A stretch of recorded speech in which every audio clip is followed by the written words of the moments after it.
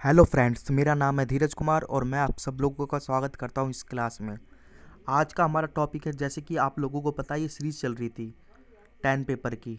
इसके अंदर मैंने आपको मतलब कि मैंने बताया था जब स्टार्टिंग में, मैंने आपको मतलब कि 10 पेपर करवाऊंगा इसके अंदर, एसबीआई पीओ प्री के, वो भी रीजनिंग सेक्शन के। तो देखो, इसके अंदर आज हमारा पेपर नंबर 10 है, मतलब कि आज हम लास्ट पेपर करेंगे। इससे पहले हमारे पेपर 9 हो चुके हैं। तो अगर किसी स्टूडेंट ने ना देखा हो तो वो ज़रूर देख ले, क्योंकि उसमें मैंने हर तरह का पेपर करवाया है। आपका easy paper, moderate paper, high, हर तरह का पेपर, और स्ट्रेटेजी बताइए किस तरीके से करना होता है। तो ये आखिरी पेपर है। देखो, इसमें अगेन मैं बताऊंगा क्या है। देखो, आपको पता है 35 क्वेश्चन आपके आते हैं रीजनिंग सेक्शन के अंदर, और टाइम अलाउट कितना होता है, ओनली 20 मिनट्स। तो इसके अंदर हम एक ऐसी स्ट्रेटेजी सीखते हैं कि 20 मिनट्स में हम मैक्सिमम क्वेश्चन को अटैम्प्ट कर सकें। तो ठीक है, इसी का आप क्वेश्चन पेपर को आगे बढ़ाएंगे, देखेंगे मतलब कि आज का क्वेश्चन पेपर, मतलब कि पेपर क्या है। ये देखिए, देखो, उससे पहले अगर आपको अगर पजल सीखनी हो डिटेल में, प्री लेवल की, तो आप ये मेरा क्या कहते हैं, यूट्यूब चैनल पे जाना। वहाँ पर पजल नाम का एक फोल्डर बना होगा, आप प्ले लिस्ट में पजल नाम का वहाँ से देख लेना। तो उसमें मैंने काफ़ी सारी पजलें मतलब अपलोड कर रखी है वीडियो। ये आपकी प्री लेवल की है, मतलब इसके अंदर प्री लेवल की अगर आप ये कर लेते हो तो इससे बाहर तो प्री में आएगा नहीं, चाहे कोई सा भी हो, आपका एसबीआई तक हो। तो अगर मेंस की चाहिए तो मेंस की भी प्ले लिस्ट है, वहाँ से देख लेना। तो देखो, स्ट्रेटेजी क्या करनी है। आज का पेपर है हमारा, जैसे आप पुराने स्टूडेंटों को तो पता होगा, फिर भी मैं एक बार बताता हूँ। देखो, करना क्या होता है। सबसे पहले तो देखो, मुझे ना शुरू के 4 से 5 मिनट के अंदर मुझे 8 से 10 क्वेश्चन ढूंढने पड़ते हैं। मतलब मुझे ये टारगेट करना होता है कि शुरू के 4 से 5 मिनट के अंदर मुझे आठ आठ से लेके 10 क्वेश्चन तक करने होते हैं। तो आप देखोगे इन क्वेश्चनों को करने का क्या तरीका होगा। मतलब कि हमारा एवरेज देखा जाए तो एक क्वेश्चन का एवरेज कितना हो गया, 30 सेकेंड। 30 सेकेंड मतलब कि हमें क्वेश्चन भी ऐसा पिक करना पड़ेगा जो 30 सेकेंड में हो जाए। तो देखो, इसके अंदर मैं ऐसे क्वेश्चन स्टार्टिंग में पिक करता हूँ जो 30 सेकेंड में या 1 मिनट में हो जाए। इसमें आपका सिलॉक्स होता है, इनइक्वलिटीज़ होता है, और भी होते हैं, मतलब जो छोटे छोटे आपके आते हैं इसके अंदर, जैसे कि अल्फ़ाबेट सीरीज़ हो गई, ये सब होते हैं। तो इन्हीं क्वेश्चनों को करना पड़ता है। देखो, इसके पीछे करने का रीज़न ये है क्योंकि अगर हम शुरू के 4-5 मिनट को अपना अच्छा यूज़ कर लें, ठीक है, तो उसमें मेरा 8 या 10 क्वेश्चन हो जाए तो मेरा कॉन्फिडेंस काफ़ी बूस्टअप हो जाता है कि हाँ, काफ़ी मैंने अच्छा अटैम्प्ट कर लिया है। अब मैं आगे करूँगा ना, अगर पेपर थोड़ा मेरा मॉडरेट भी है, तो मैं बाकी 15, मतलब कि जो 15 मिनट बचते हैं मेरे, उसमें मैं काफ़ी अच्छा अटैम्प्ट कर सकता हूँ। तो देखो, बाकी स्ट्रेटेजी क्या रहेगी, वही सिमिलर जो हमने प्रीवियस में, मतलब कि प्रीवियस 9 पेपर में अप्लाई करी है, वही रहेगी। देखो, सबसे पहले कभी भी पज़ल आएगी तो आपको पज़ल नहीं करनी। उसके पीछे मैंने रीज़न बताया। अगर मान लो पज़ल आपकी बन जाती है तो ठीक है, अगर गलत हो गई ना तो पूरा पेपर ख़राब हो जाएगा, फिर आपको संभलने का मौका नहीं मिलेगा, क्योंकि आपके पास ओनली 20 मिनट्स हैं। तो चलो करते हैं। पहले आप देखता हूँ आज के क्वेश्चन पेपर में। आज हमारा पेपर नंबर 10 है, लास्ट है, देखते हैं क्या आया इसमें। देखो, पहले गया, ये मैं यहाँ पर गया पहले क्वेश्चन में 1 से 5। ये देखो, ये पज़ल ही है, आप देख रहे होगे पज़ल है ये, ठीक है। तो देखो क्या करना है, मैंने बताया था कि आपको स्किप करना है। स्किप करने का मतलब ये नहीं कि आप सीधा देखते ही स्किप कर दो, मतलब उसमें थोड़ा सा टाइम इन्वेस्ट करो। मतलब कि 10 से 12 सेकंड करो, उसमें देखो पजल किस टाइप की आई है, क्योंकि हमारा सिलेक्शन तो 8-10 नंबर से होगा नहीं, हमें पजल भी अटैम्प्ट करनी है। पर इसको हम बाद में करेंगे। थोड़ा सा रीड कर लो, क्या लिखा है, 6% है, ठीक है। सर्कुलर टेबल पे बैठे हैं, ठीक है, ठीक है। और क्या लिखा, 3 of them like red colour, बाकी वाइट कलर, ठीक है। All facing inside. देखो, ये तो इंट्रोडक्शन था पजल का। पजल सिर्फ एक लाइन की है, इसको 2 लाइन की मान लो। मैंने आपको बताया, देखो, आप पजल में कितने भी एक्सपर्ट क्यों ना हो, पजल आपकी 1 लाइन की भी हो, तब भी आप इसको सॉल्व मत करना, क्योंकि पता नहीं कि इस पजल में आगे चल के क्या हो जाए। बनने को तो ईजिली बन जाए, अगर मान लो आपको कोई पॉइंट समझ नहीं आया इसके अंदर, तो ये गलत भी हो सकती है। तो मुझे क्या करना है, फिलहाल मैं क्या करूँगा, मैं लिखूँगा। आपको रफ शीट मिली होगी, पेपर में मिलेगी, उसमें लिखना ऐसे 1 to 5 ऐसे कर लेना, सर्कल 6% है, और प्लस लिख देना वेरिएबल, तो मुझे याद रहेगा कि एक क्वेश्चन इस टाइप का आया है। अब मैं आगे बढ़ूंगा, देखूंगा। मैं देखो, मैंने यहाँ पर पूरे के पूरे 5 क्वेश्चन यहाँ स्किप कर दिए। अब क्वेश्चन नंबर 6 पे देखूंगा। देखो, मैं अगेन क्वेश्चन नंबर 6 पे गया, क्या देखता हूँ, फिर पजल है। तो फिर मैं इसको थोड़ा सा पढ़ूंगा। लिखा है 10%, ठीक है। गोइंग स्कूल है, ठीक है। ये डेट दी हुई है, मंथ है, और मंथ कितने, 2। तो मतलब मुझे क्या पता चला, ये मंथ बेस्ड पजल है। तो आप साइड में लिख लेना, मेरा एक पजल आई है 6 से 10 नंबर की, जो भी पजल आई है 6 से 10 में लिख देना मंथ, और कितने मंथ है अगर आप लिख सको तो बढ़िया रहता है। तो आपको याद रहेगा 2 मंथ है, 5 डेट हैं, ठीक है। तो इसको भी फिलहाल मैं क्या करूँगा, स्किप करूँगा। अब आगे चलूँगा, देखूँगा कोई मुझे क्वेश्चन मिल जाए जो मैं इजीली कर सकूँ स्टार्टिंग में। तो देखो, मैं आगे गया, यहाँ पर मेरे 10 क्वेश्चन ख़त्म होते हैं। अब देखो, मैं अगेन गया, अगेन मैंने क्या देखा, मेरा 11 से एक 15 क्वेश्चन आया। फिर देखता हूँ क्या है, फिर पजल है। पर इसको पढ़ लेना किस टाइप की पजल है ये। क्या लिखा, 6 पर्सन है, ठीक है, डिफरेंट कंपनी में काम करते हैं और डिफरेंट कलर पसंद करते हैं। तो मतलब क्या है, ये कंडीशनल पजल होगी आपकी, मतलब कि 3 वेरिएबल पजल होती है ना, सीधा सीधा बनाते, इस तरह की पजल मैंने कराई है। तो आप लिख सकते हो 11 से 12 में एक 3 वेरिएबल पजल आई है, ठीक है, कंडीशनल कर देना, मतलब कंडीशन है, इसमें कंडीशनें दी हुई हैं, तो इसको भी मैं स्किप करूँगा फिलहाल। तो मेरे हो गया 15 क्वेश्चन मैंने स्किप कर दिया। अब मैं आगे चलूँगा, देखता हूँ अगला किस पेपर में क्या सेट करा गया है। देखो फिर क्या देखता हूँ, फिर पजल 16 से 20, और इस बार देखो a certain number of person sitting in a single line. मतलब क्या है, ये लाइन लाइन वाली मतलब कि पजल है, ठीक है, रो वाली पजल है, रो पजल, और इसमें अनसर्टेन पीपल है, मतलब ये सर्टेन नहीं है। तो इसकी ये आप क्या करोगे, आप लिखोगे 16 से 20, रो लिख देना अनसर्टेन। तो देखो अभी तक पेपर में हमारा जो आया, हमारी 4 पजल आ चुकी है। शायद ये पेपर कठिन हो, अभी आपको कठिन लग रहा होगा ये पेपर, तो मैं इसको भी फिलहाल स्किप करूँगा, क्योंकि देखो मैंने 20 क्वेश्चन तो देख लिए हैं, अभी मेरे 15 बच्चे, क्या पता आगे 15 वाले ईजी हो।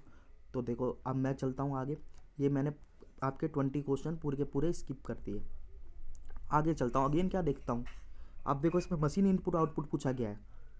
21 से 25 आप लिख देना, मशीन इनपुट आउटपुट है, ये नई तरीके का है। इस तरह के क्वेश्चन मैंने आपको प्रीवियस क्लासेस में कराए हुए हैं। तो देखो इसको भी मैं फिलहाल स्किप करूँगा, क्योंकि अगर मैंने इसको भी करा तो ये भी तो फिलहाल 2-3 मिनट लेगा। अगर मुझे लॉजिक मिल जाता है तो हो सकता है हो जाए, और अगर मेरे को लॉजिक नहीं मिला तो मेरे 2 से 3 मिनट इसमें भी वेस्ट हो जाएंगे।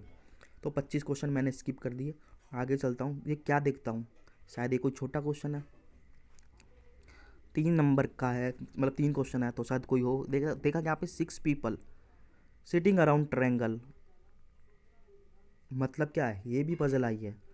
तो मैं नोट करूँगा, एक ट्रायंगल पजल आई है 26 से 28, 3 नंबर की, इसमें भी पजल है। देखो इसको भी मैं स्किप करूँगा, मतलब 30 क्वेश्चन स्किप कर चुका हूँ अभी तक, मेरे पास कोई ईजी। अब देखो क्या है, अब मैं देखता हूँ आगे मेरे पास, देखो 39 नंबर कौन सा क्वेश्चन आया है, ये मेरा आया स्लॉग्स। तो मतलब कि जो इस क्वेश्चन की मुझे तलाश थी उसको मैं अटैम्प्ट कर सकता हूँ। अब आपको क्या करना है, आपको बिना टाइम बर्बाद करे इस क्वेश्चन को अटैम्प्ट करना है। तो मैं आपको इसको 30 सेकंड देता हूँ, ठीक है, 30 सेकंड में आप इसको अटैम्प्ट करें। फिर इसके बाद मैं बताऊँगा इस क्वेश्चन की क्या अप्रोच होनी चाहिए थी और क्या आंसर आएगा।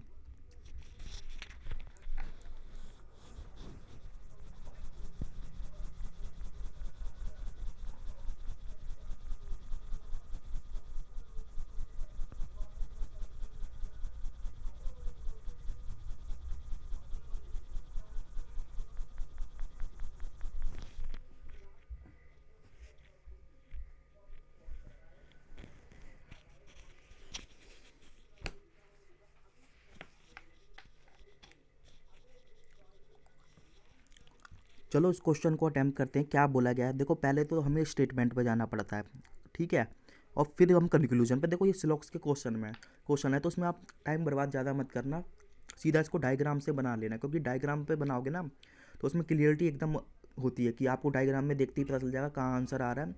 और ये डायग्राम बनाने में आपको ज़्यादा टाइम नहीं लगेगा, मुश्किल से 10 से 12 सेकंड लगेंगे। देखो पहले तो मैं बताता हूँ क्या है ओनली अ फ्यू। देखो ओनली अ फ्यू आता है, इसमें भी काफ़ी स्टूडेंट को कन्फ्यूजन होता है। ओनली अ फ्यू से कन्फ्यूजन नहीं होना। देखो ये फ्यू है, आपको पता है फ्यू का मतलब तो सम होता है, अगर फ्यू के आगे आप कुछ भी लगाओगे वो तो सम ही रहेगा ना। तो ओनली अ फ्यू का मतलब होता है सम। तो अब मैं डायग्राम यहाँ ड्रॉ करता हूँ, क्या बोलता है ओनली अ फ्यू ARB। देखो सम का ऐसे ही बनाते हैं, आप पढ़ सकते हो ओनली अ फ्यू को सम ARB, ठीक है। ये मैंने डायग्राम ड्रॉ करा यहाँ पर। अब दूसरी स्टेटमेंट में गया only a few, again only a few है BRC, तो मतलब क्या है सम BRC बना दो, ये भी इजी है डायग्राम इसका। Again only a few CRD, तो मतलब ये भी सम है। तो इस तरीके से हो गया। अब देखो मेरे पास डायग्राम मेरे पास क्लियर है, अब मैं कुछ भी मतलब कंक्लूजन है उसका आंसर बता सकता हूँ। देखो कह रहा है नो A इज D। आप देखो A का सर्कल तो यहाँ पर है, D का यहाँ है, दोनों दूर दूर है, कोई रिलेशन नहीं है। तो हम क्या कहेंगे, इसका आंसर हम नहीं बता सकते, ठीक है। मैंने बताया दो भी आपके जो दो सर्कल दूर दूर हों और उसके अंदर आपका डेफिनेट में आंसर पूछे, डेफिनेट ये वर्ड को नोट करना, हाईलाइट कर लेना, मतलब कि अंडरलाइन, क्या कहते हैं, डेफिनेट में बताए तो नहीं बता सकते। अगर पॉसिबिलिटी में होता तो मैं सही कर देता। देखो नो A इज़ D, ये तो डेफिनेट है, कह रहा है कि नो A इज़ D, मतलब कोई भी A D नहीं है, तो ये बात तो भाई गलत है, मैं बता नहीं सकता, तो मैं क्या कहूँगा ये गलत है, ठीक है। अगला क्या लिखा, at least some D is A, कह रहा है सम D इज़ A। देखो ये D ये रहा, A ये रहा, तो मैं क्या कहूँगा अगेन ये बात गलत है। तो देखो क्या हुआ, ये क्वेश्चन तो काफ़ी इजी था। अब देखो बतानी तो आंसर, अब ज़्यादातर स्टूडेंट इसका आइदर मतलब नाइदर नॉर करके निकल लेंगे, पर आपको थोड़ा सा इसमें अपना मतलब जो मैंने आपको पुराने कॉन्सेप्ट्स बताए हैं उस पर थोड़ा सा आपको सोचना पड़ेगा।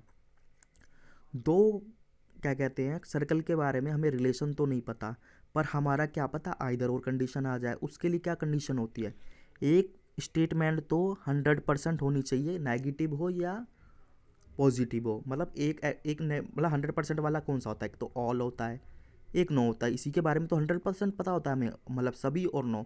और एक ऊपर स्टेटमेंट होनी चाहिए हमारी सम वाली, ठीक है। एक सम होता है, एक सम नोट होता है, ठीक है। तो उसमें क्या होता है, देखो एक तो हम अगर आप पॉजिटिव ले रहे हो, मतलब इसमें से लोगे, इसमें से पिक करोगे।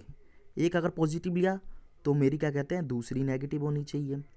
अगर मैंने यहाँ नेगेटिव लिया तो दूसरी पॉजिटिव। अदर वर्ड में कह सकते हैं एक स्टेटमेंट फुल वाली पॉजिटिव या नेगेटिव में से लो, दूसरी वाली पॉजिटिव नेगेटिव या पॉजिटिव, मगर कंडीशन है एक नेगेटिव लेना जरूरी है, एक पॉजिटिव लेना जरूरी है। अगर इसकी पॉजिटिव आपने स्टेटमेंट ले ली तो उसकी नेगेटिव लेनी पड़ेगी, इसकी नेगेटिव स्टेटमेंट ले ली फुल वाले की तो उसकी पॉजिटिव लेनी पड़ेगी। आपके समझ रहा होगा। अगर आपको उसे डिटेल में सीखना है तो देखो मेरी एक वीडियो पड़ी हुई है शॉर्ट ऐसी कॉन्सेप्ट्स एंड ट्रिक्स करके, उसमें शायद 5-6 मिनट की वीडियो, उसमें मैं डिटेल में बताया किस तरीके से हम मतलब कि आइदर और कंडीशन पहचानते हैं। और देखो आप यहाँ पर भी सीख सकते हैं, वैसे मैं डिटेल में बता रहा हूँ। और दूसरे जो वेरिएबल जो होते हैं ना, देखो यहाँ ए दिया है तो यहाँ भी ए, यहाँ ए है डी, तो यहाँ भी ए और डी होना चाहिए था, पर यहाँ पर तो क्या लिखा है, यहाँ डी या पहले आ गया ए आ गया। तो मैंने बताया था ऐसा हो तो नहीं होता, पर आप बोलोगे देखो इस तरीके से यहाँ पर इसको बनाओ, आप भी इस तरीके से बोलो सम ए इज़ बी, ठीक है। सम ए इज़ बी बोल दो या सम बी इज़ ए बोल दो, तो बात तो दोनों एक ही रहेगी ना। तो इसमें यहाँ पर चेंज नहीं होगा। देखो एटलीस्ट का मतलब आगे इसके पहले सम लिखा हुआ है, इसका मतलब सम होता है, लिखा सम डी इज़ ए, या इसको बोल सकते हो सम ए इज़ डी। तो ये हमारी सारी कंडीशन इसमें बन गई। तो इसमें क्या आंसर आएगा, इसमें नाइदर नॉर ना आके इसमें मेरा आंसर आएगा आइदर और, मतलब ऑप्शन नंबर सी। ये यहाँ पर डायग्राम बना रखा है और देखो आंसर यहाँ पर ये रहा आइदर और। अब नेक्स्ट क्वेश्चन पे चलते हैं, देखते हैं कौन सा क्वेश्चन आया है। तो देखो अगेन यहाँ पर मेरा कौन सा क्वेश्चन आया है, स्लॉक्स का। तो अगेन आपके पास इसमें 30 सेकंड है, तो 30 सेकंड में इसको ट्राई करो।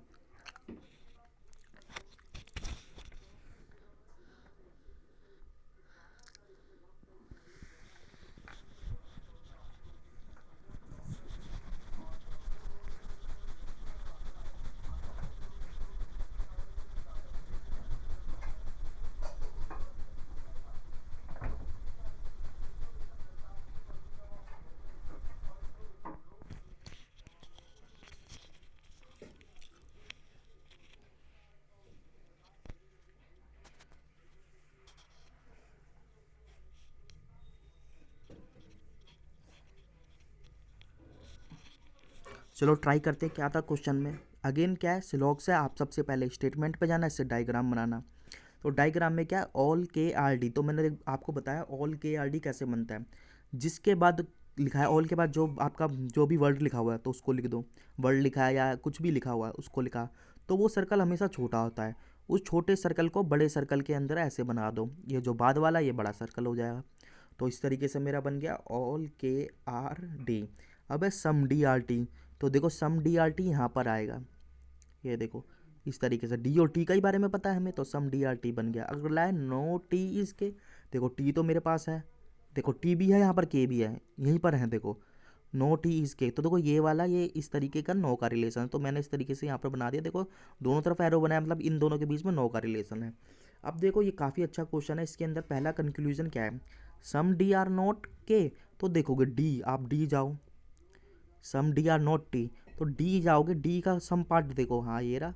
क्या ये टी के पास नहीं जाएगा। आप देखो ये क्वेश्चन बड़ा अच्छा है, इसमें सम पार्ट डी टी भी है और some part of D not T भी हो जाएगा। कैसे देखो, जब के और टी के बारे में 100% पता है, और ये सम डी कह रहे, डी ये देखो अंदर जा रहे हैं, यहाँ से डी का पार्ट ये वाला हो गया, तो ये पार्ट कॉमन तो डी के पास भी आ गया। तो ये वाला के और डी टी नहीं है तो डी और टी भी नहीं होगा। और जब यहाँ पर ये नहीं होगा तो हमारा क्या है, सम डी आर नॉट टी, ये राइट हो गया। अगला है सम डी आर नॉट के। देखो अब बोल रहा है डी के नहीं है, वैसे तो देखोगे आप देखोगे सम डी के है यहाँ पर यहाँ पर जाएंगे तो देखो सम डी आर नॉट के, सेम केस है। डी का कुछ पार्ट देखो, डी का भी ये जो टी के पास पार्ट है ये वाला, और ये के पास भी नहीं जाएगा क्योंकि 100% के टी नहीं है, तो इसमें मेरा आंसर राइट आएगा। देखो ये क्वेश्चन सबसे बढ़िया क्वेश्चन है, इसमें काफ़ी स्टूडेंट को कन्फ्यूजन क्रिएट होता है। तो इसमें क्या आंसर आएगा मेरा, both conclusion 1 and second is follow. देखो डायग्राम मैंने आगे दे रखा है यहाँ पर, और ये देखो आंसर है। तो वो ये जो अभी तक मैंने 2 क्वेश्चन कराए ना, कहने को स्लॉक्स थे, पर इसमें ना आपके कॉन्सेप्ट अच्छे होने चाहिए। अगर आपके कॉन्सेप्ट अच्छे नहीं है तो इन 2 क्वेश्चनों को भी नहीं कर पाओगे। ठीक है, तो अब मैंने 2 क्वेश्चन अटेम्प्ट कर लिए, ठीक है। मैं आगे बढ़ूँगा, देखो जैसे आगे बढ़ता हूँ देखता हूँ क्या पता सिलॉक्स की ओर आए हों। देखो आगे अभी छोड़ो, आगे कुछ और क्वेश्चन है। तो अब मैं बताता हूँ, देखो 2 क्वेश्चन करे कितने मिनट लगेंगे? 2 मिनट। तो मतलब कि अभी मैं 2 मिनट में 2 ही क्वेश्चन कर पाया हूँ। जिस मैं स्ट्रेटेजी से चल रहा था शायद मेरी अभी आगे फॉलो हो जाए, क्योंकि आगे के क्वेश्चन मेरे 5 बचे हैं, मैंने देखे नहीं है। मैं आगे चलता हूँ, देखो मैं आगे चला, मैं क्या देखता हूँ, शायद अगेन पजल है। 9 पर्सन है, 3 स्टोरी बिल्डिंग में रहते हैं, ठीक है, ईच और फ्लैट है। अब ये कौन सी पजल हो गई? ये हो गई आपकी फ्लैट एंड फ्लोर, तो मैं साइड में स्टोर कर दूंगा। तो देखो अब आप देखो इस पेपर को देख के घबराना नहीं है, क्योंकि देखो इस तरह का पेपर हमने लास्ट भी एक पेपर किया था, ये उससे ज़्यादा कॉम्प्लिकेटेड है, मतलब कि उससे ज़्यादा ये आपका कठिन पेपर है, हाई लेवल पेपर आप कह सकते हो। अगर प्री में ऐसा पूछता है तो आपका मतलब कि इस पेपर को देख के ना काफ़ी स्टूडेंट मतलब कि होपलेस हो जाएंगे, घबरा जाएंगे। क्योंकि देखो ऐसा होता है कि एग्जामिनर ने इसमें कितनी पजल दी आपने नोट करा होगा, तो एग्जामिनर ने इसमें 6 पजल दी हैं, ठीक है। और 6 पजल में मतलब कि 5 तो 25 की हो गई, एक 3 की दी, 28 नंबर की पजल है। और एक आपका आया मशीन इनपुट आउटपुट, मतलब पूरा पेपर कहा जाए तो पेपर तो लेंदी भी होगा, जब पजल है तो पेपर लेंदी होना ही है। और आपका हाई भी जाएगा, मतलब कि इसको हाई लेवल कह सकते हो। तो देखो इसमें घबराना नहीं है, क्या करना है, अभी तक मैंने 2 क्वेश्चन करे, जो मैंने स्ट्रेटेजी बताई थी शुरू के, मेरे 8 से 10 मतलब कि 5 मिनट में 8 से 10 क्वेश्चन होने चाहिए, पर वो तो स्ट्रेटेजी फॉलो ही नहीं हुई। कोई बात नहीं, अब फॉलो नहीं हुई तो अब आपको घबराना नहीं है। अब क्या है देखो, अब आपको ना इसी को पेपर को लेकर चलना है। अब मैं इस पेपर में समझ चुका हूँ कि इस पेपर के अंदर मैं आप 35 क्वेश्चन तो अटैम्प्ट कर नहीं सकता। तो मुझे क्या करना है, मेरे को अपने माइंड को थोड़ा शांत रखना है और जितने क्वेश्चन इसमें कर सकता हूँ उतने करने हैं, क्योंकि अगर इस तरह का पेपर आता है तो सबके लिए पेपर आया ही है, तो इसकी कट ऑफ हमेशा कम जाएगी, ठीक है। मतलब कि इस पेपर की हमेशा कट ऑफ कर कम जाएगी जिस पेपर में वो आपके 6 पजल पूछ रहा है, और 7वां मशीन इनपुट आउटपुट है, और 2 नंबर के ही इजी क्वेश्चन थे। तो उस पेपर में तो आपको आप आराम से करना पड़ेगा। देखो तरीका क्या होगा, देखो अब तरीका ये होगा कि मेरे पास 6 पजल है, 6 पजल अगर वो फ्री में दे रहा है ना, तो सारी की 6 पजल आपकी कठिन नहीं होगी, उसने ईजी जरूर दी होगी। ये सिर्फ पेपर हो सकता है डराने के लिए हो, और हो सकता है एक्चुअल में ये पेपर कठिन हो। जब हम क्वेश्चन करेंगे अभी तो हम डिसाइड कर नहीं सकते कि इस पेपर में पेपर मतलब कठिन आया या क्या है। तो वो तो हम पजल जब स्टार्ट करेंगे करना तभी हमें पता चलेगा। मगर फिर भी बताऊंगा कि अगर 6 पजल आ रही हैं इसमें, तो 6 पजल दे रहा है तो एग्जामिनर इसमें आपको पजल सेलेक्ट करनी पड़ेगी। सिलेक्शन आपका मेन पॉइंट रोल मतलब प्ले करेगा यहाँ पर, किस तरीके से आप कौन सा क्वेश्चन किस टाइम पर चूज़ करते हो। तो देखो अभी तो मैं पजल की बात नहीं करूँगा, क्योंकि देखो पजल मुझे अभी करनी नहीं है, क्योंकि मेरे पास देखो पजल से पहले एक आया मशीन इनपुट आउटपुट, तो मैं उसको करूँगा। क्योंकि देखो पजल से तो वो इजी होगा, क्योंकि मशीन इनपुट आउटपुट आपका देखो बहुत स्टूडेंट इसको प्रिपेयर भी करके नहीं जा रहे हैं, तो मैं उसको ट्राई करूँगा। और मैंने आपको लास्ट क्लास में करवाए हैं काफ़ी सारे, अगर आपने वो करे होंगे तो आपको ज़रूर ये मतलब कि मैं बता रहा हूँ वो क्वेश्चन भी करेंगे ना, तो आप इस क्वेश्चन को 1 मिनट में कर दोगे। बाकी कोई नया स्टूडेंट है तो उसको तो दिक्कत क्रिएट होगी। पर हमने तो देखो हर तरह के कोडिंग डिकोडिंग नहीं करे हैं, और सब तरीके के हम पेपर को लेके चल रहे हैं। तो देखो करना क्या है, इसके अंदर बता देता हूँ। एक इनपुट होता है, उससे एक पहला स्टेप बनता है, फिर पहले स्टेप से इसमें दूसरा, दूसरे से तीसरा, तीसरे से चौथा, नीचे कुछ नहीं लिखा था, चौथा स्टेप मेरा लास्ट स्टेप। तो उसमें एक लॉजिक फॉलो होता है, इसमें कोई एक लॉजिक फॉलो करके ये बनाया होगा, फिर ये बनाया होगा, फिर आपको एक नया इनपुट दे देगा, ठीक है। वो नया इनपुट आपका आगे होगा शायद, ये देखो ये है, 1 मिनट, 1 मिनट। तो वो इनपुट आपका नया दे देगा, तो वो इनपुट शायद मैं यहाँ पे लिखना भूल गया, मगर कोई नहीं, आप इसका लॉजिक फाइंड करो। आप लॉजिक भी फाइंड कर लेते हो ना, तो इनपुट नया होगा तो कोई दिक्कत नहीं होगी। अगर इसी पे देखो इसका लॉजिक फाइंड कर लेना, मैं शायद इनपुट यहाँ पर लिखना भूल गया हूँ नया वाला, कोई बात नहीं। तो आप इसका लॉजिक फाइंड करो, आप इसका लॉजिक फाइंड कर लिए तो मैं मान लूँगा कि आपके मतलब कि पूरे मतलब कि कितने 5 को नंबर हो गए, क्योंकि अगर आप कोई भी नंबर देता है इसके बाद लॉजिक फाइंड हो जाता है तो आप कर लोगे। अगर देखो आपको डिटेल में सीखना है किस तरीके से आपको मशीन इनपुट आउट से सीखना है बेसिक से, तो मेरी मतलब कि यूट्यूब चैनल पे जाना, वहाँ पे एक प्लेलिस्ट बनी पड़ी है मशीन इनपुट आउटपुट की, तो वहाँ पर मैंने डिटेल में बताया। मैंने आपको मतलब कि 2 क्लासेस करवाई, उस पर पहले कॉन्सेप्ट्स बताए हैं फिर क्लासेस, तो वहाँ जाके देख लें। तो इसमें देखो करने के लिए मैं आपको 3 मिनट देता हूँ, 3 मिनट के आपके 4 स्टेप है, इसके लॉजिक फाइंड करो। फिर इसके बाद अगर आप लॉजिक फाइंड कर लेते हो तो आपका कुछ भी इनपुट हो आप इजीली कर लोगे।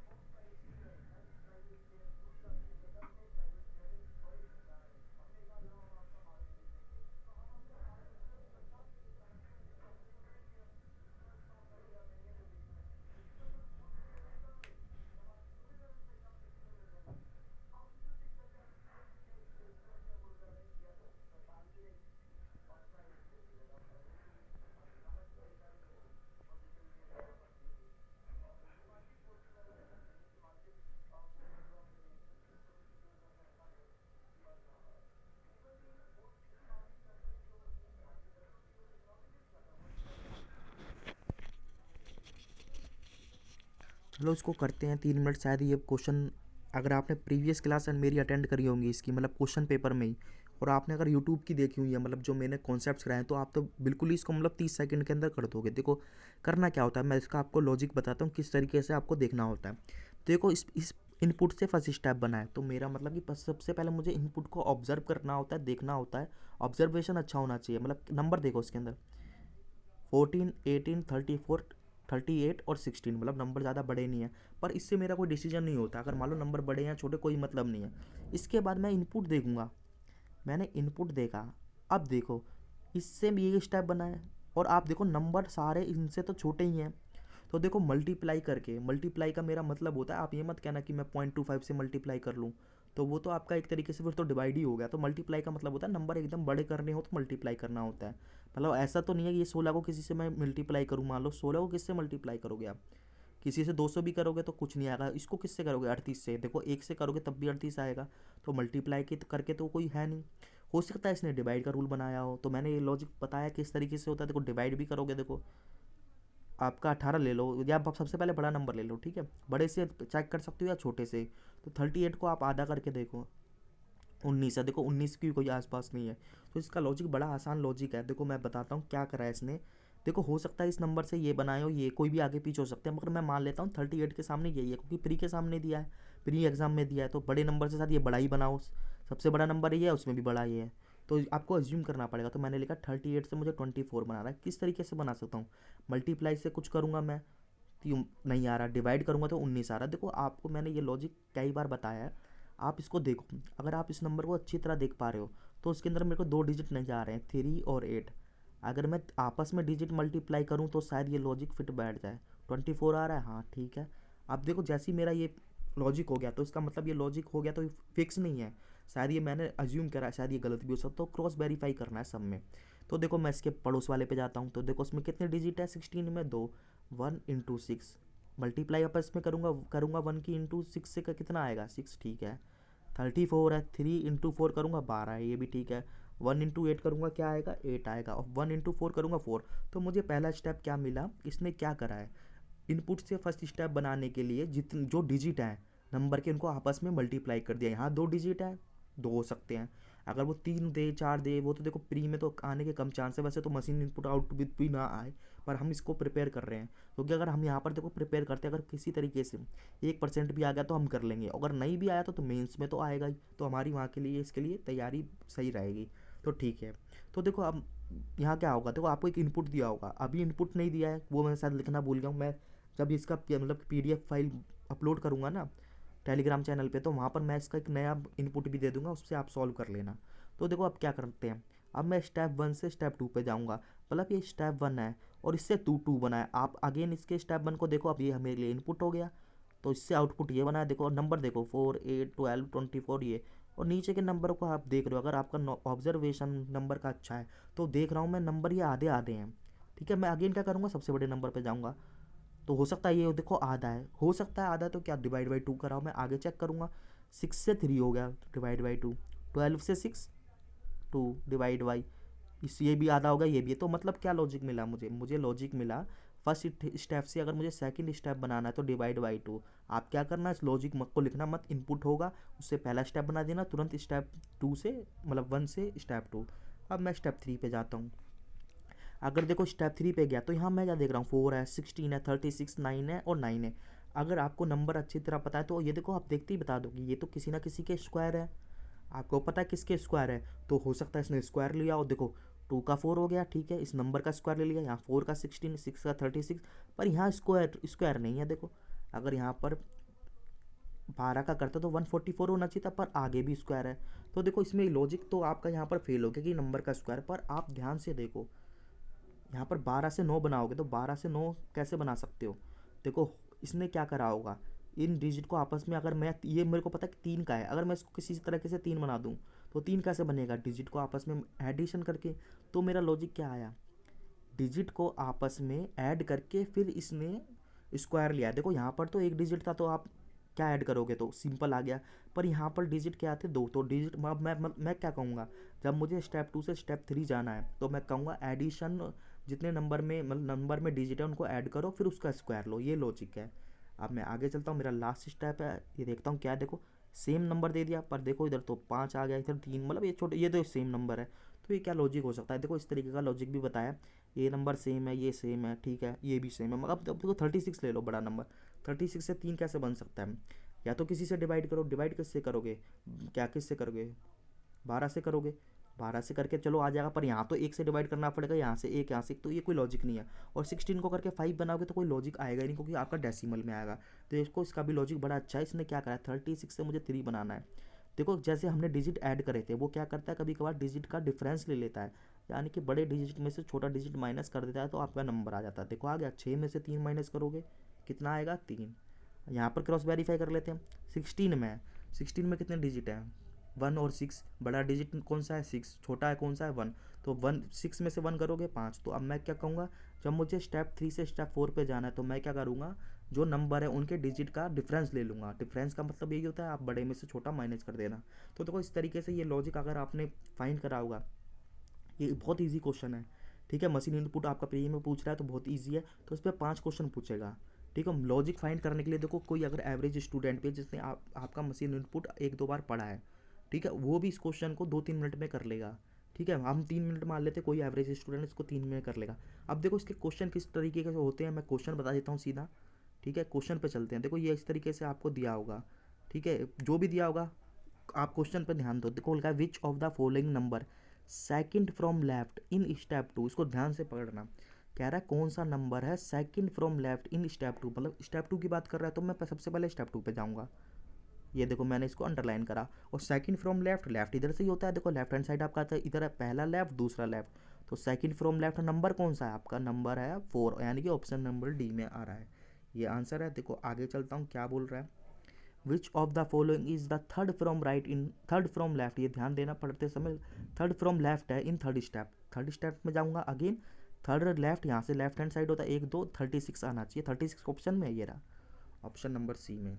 आगे चलता हूँ, क्वेश्चन नंबर इसका जो 3 है, क्या बोल रहा है, which of the following number is second from right, ये ध्यान देना, second from right in step 2। कभी कभी स्टूडेंट इसको उल्टा कर देता है, तो पहले देखो स्टेप की बात जा रही है, स्टेप पे जाएंगे स्टेप 3 में। अब राइट से पूछ रहा है तो राइट हैंड से ये है, तो एक राइट और दूसरा राइट, तो क्या आएगा, नंबर मेरा कौन सा है, 9, ये ऑप्शन नंबर डी में दे रखा है। इसका क्वेश्चन नंबर 4 है, क्या लिखा है, which of the following number is second from right in fourth step. Fourth step पे जाओ, सेकंड फ्रॉम राइट, इस तरीके से 9 आ गया, ठीक है। लास्ट क्वेश्चन क्या पूछा है, which of the following is number in left corner in step 4। तो देखो फोर्थ स्टेप पे जाओ और लेफ्ट कॉर्नर आपका जहाँ पे लेफ्ट हैंड है वही लेफ्ट कॉर्नर है, ठीक है, ये आपका क्या आएगा, और नंबर 4। तो इस तरीके से ऑप्शन नंबर ए इसका आंसर होगा। देखो क्या है इसके अंदर, इस पेपर में देखो अब मैंने कितने क्वेश्चन अटैम्प्ट कर लिए, ठीक है। इस क्वेश्चन में मैंने अभी 2 क्वेश्चन अटैम्प्ट करे सिलॉक्स के, 2 ही आए हैं 2 नंबर में, 2 मार्क्स के, और इसमें मैंने देखो 5 अटैम्प्ट करे हैं। इसमें अब कितने मिनट और लोगे आप, ज़्यादा से ज़्यादा 3 मैक्स टू मैक्स, अगर आपको पता चलता है 3 मिनट में होता है, ठीक है, नहीं तो छोड़ देना इसको, क्योंकि लॉजिक फाइंड नहीं कर पाओगे तो टाइम बर्बाद करने का कोई फ़ायदा नहीं है आपका। 20 मिनट्स अलोट हुए हैं ओनली, तो 7 मिनट में मैंने 5 मिनट में 7 क्वेश्चन अटैम्प्ट कर लिए। देखो अब इस पेपर में देखो सारी जो भी इजी क्वेश्चन थे वो ख़त्म। अब आपने सारे पजल लिख रखी होंगी, अब आपको सेलेक्ट करना है कौन सी पजल मैं पहले करूँ नहीं करूँ।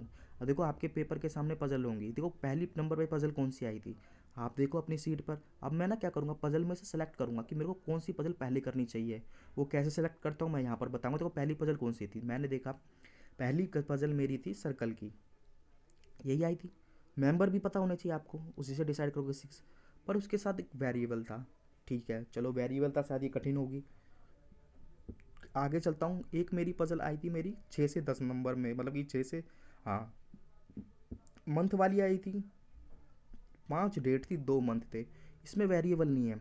तो देखो मैं क्या कहता हूँ, आप सारी आप देखो डिसाइड कर लो। देखो इसमें मंथ वाली है, 5 मंथ है, मतलब 5 डेट है और 2 मंथ हैं। तो सीधा आप टाइम बर्बाद बिना करे ना देखो उस पर जाओ, क्योंकि इसमें वेरिएबल है, हो सकता है ये कठिन हो, मैं डिसाइड तो कर नहीं सकता क्योंकि मैंने करी नहीं है। तो देखो मैं क्या करूँगा, मंथ वाली कर लूँगा। देखो मंथ वाली में वेरिएबल भी नहीं है और हम मंथ की हमें अच्छी खासी प्रैक्टिस है, हम मतलब कि करते ही रहते हैं इस तरह की पजल। देखो इस पजल को करने के लिए भी ज़्यादा टाइम नहीं लगेगा, आप 3 मिनट देना इसके अंदर। 3 से 4 मिनट में आपकी ये पजल सॉल्व हो जाएगी। मैं आपको इसके लिए 3 मिनट का टाइम अलॉट करूँगा और उसको पहले आप ट्राई करना। इसके बाद मैं बताऊँगा किस तरीके से ये पज़ल को आप सॉल्व कर सकते थे। ठीक है, तो देखो ये पज़ल आ गई आपके सामने, ये रही देखो, यही पज़ल थी। देखो ये पज़ल है आपके पास है, इसके अंदर 1 मिनट, 3 मिनट है। देखो 3 मिनट में इस पज़ल को सॉल्व करने की कोशिश करो, फिर हम देखते हैं क्या इसका आंसर होगा।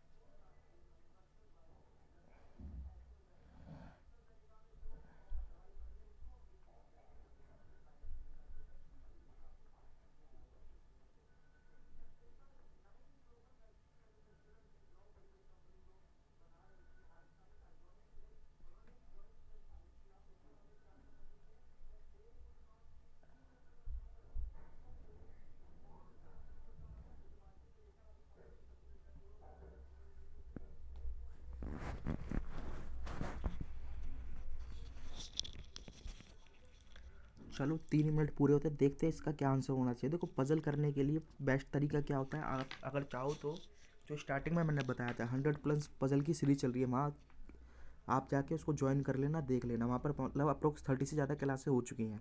देखो करना क्या होता है, कभी भी पजल करनी है आपका रीडिंग और अंडरस्टैंडिंग अच्छा होना चाहिए। रीडिंग से मेरा मतलब है आप मतलब कि तेज़ी से इसको पढ़ पाएँ, और अंडरस्टैंडिंग का मतलब है जो पढ़ रहे हैं ना उसी को इम्प्लीमेंट करें। ये नहीं कि पढ़ा कुछ है, कि मान लो उसने बोला है कि ए आपका सेकंड फ्लोर पर रहता है, आपने पढ़ लिया ए सेकंड फ्लोर पर नहीं रहता है, तो पजल तो कभी ज़िंदगी में बनेगी नहीं। और अगर मान लो बन भी गई कोई कंडीशन करके तो गलत बनेगी। तो देखो क्या करना होता है, सबसे पहले मैं पजल रीड करूँगा। क्या लिखा, 10 पर्सन है, इनके नाम है, ठीक है, दे रखे हैं, इनको छोड़ दो। Are going to school on, ये डेट दे रखी है 6/11, ये इस तरीके से। द फॉलोइंग मंथ्स, मंथ्स कौन सा है, मार्च है और सितंबर में जाते हैं। और लिखा है only 1 person goes to school on 1 date. तो देखो इतने से जब ये पजल का इंट्रोडक्शन है, मुझे क्या पता चला, ये मंथ बेस्ड पजल है। इसमें कितनी डेट है आप काउंट कर लो, देखा को 6, ये 11, 14, 17, 25, यानी कि 5 डेट है और 2 मंथ है। ठीक है, 10 मेंबर को अरेंज करना है। तो देखो इस तरीके से, और बोल रहा है एक मेंबर आपका एक डेट पे जाता है। देखो इतना सा जब आप कंक्लूजन करोगे, मतलब कि रीड करोगे, तो आप इसका कंक्लूजन क्या निकालोगे। देखो कंक्लूजन मैंने क्या निकाला, ये देखो इसका कंक्लूजन मैंने ये निकाला, ये मैंने टेबल जनरेट कर दी। आपको भी इसी तरीके से करना है, पता होगा। यहाँ पर मार्च लिख दिया, ठीक है। और देखो डेट ऐसी लेनी है जैसे कि आपकी इंक्रीजिंग ऑर्डर में। देखो कैलेंडर ऐसी होता है ना, तो पहले 6 ही आएगी, आप अलग मत करना इस तरीके से। 6 के बाद ऐसे नहीं पहले 11 लिख दो फिर 6, तो फिर वो आपका गलत हो जाएगा पूरा। तो पहले 6 लेंगे, जैसे कैलेंडर होता है मार्च आता है पहले, ठीक है। देखो मार्च और सितंबर में पहले क्या आएगा, मार्च ले लिया, ये तो पता होगा। फिर 6, 11, ये 14, 17, 25, ये मार्च में हो गए। और देखो ये सितंबर में, इस तरीके से लेना, आप ऐसे मत करना। कई बार स्टूडेंट क्या करते हैं, यहाँ पर डेट लिखते थे 6, 5, यहाँ पर मार्च लिख दिया, यहाँ पर ये, तो इस तरीके से भी बना देते, वो देखो उसमें कन्फ्यूजन क्रिएट हो जाता है। तो उसको मत करना, ये इजी तरीका, इसका करोगे इस तरीके से तो पजल इजीली सॉल्व होगी। तो देखो ये मैंने बना दिया, इस इतने से आपकी कहानी खत्म नहीं होती। अब देखो क्या आता है आगे, अब मुझे ना ऐसे पॉइंट ढूंढने पड़ते हैं जो मेरे फिक्स पॉइंट हो, ठीक है, जो मेरे फिक्स पॉइंट दो हो। जैसे कि मान लो किसी के उसने डेट के बारे में दे दिया हो, कि मान लो कि जैसे कि इसमें जे लिखा है ना, जे मान लो आपका मार्च में रहता है, मार्च में मतलब जाता है स्कूल कौन सी डेट को, 6 को जाता है, तो ये मेरा फिक्स पॉइंट हो गया, उसको मैं इंप्लीमेंट कर दूंगा। या ऐसा हो सकता है कोई पॉइंट आपका दिया हो, ठीक है, और उससे कोई रिलेटेड पॉइंट हो, फिक्स पॉइंट से रिलेटेड, वो भी मेरा काम आएगा। देखो अब मैं पढ़ता हूँ स्टार्टिंग से, J goes on school, J goes on even date but not first, ठीक है।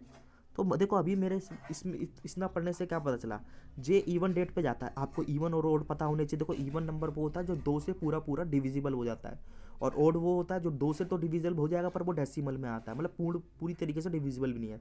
6 इवन है, ओड है, आप कहोगे इवन है, ये तो इवन नहीं है, ये इवन है, ठीक है, मतलब 2 ही डेट इवन है, पर 2 डेट तो इवन है। और देखो 2 तो आपकी मार्च की होंगी, 2 आपकी कौन सी होंगी, सितंबर की, यानी कि आपकी 4 पॉसिबिलिटी से स्टार्ट होगा। तो अब देखो मैं इसको अभी स्किप करता हूँ, अगर मुझे इससे कोई आगे रिलेटेड पॉइंट मिलेगा जे से, तो शायद मेरे लिए इजी हो, नहीं तो मेरे लिए अभी मेरा कॉम्प्लिकेट क्रिएट कर देगा, क्योंकि इसमें ना पॉसिबिलिटी बन जाएगी।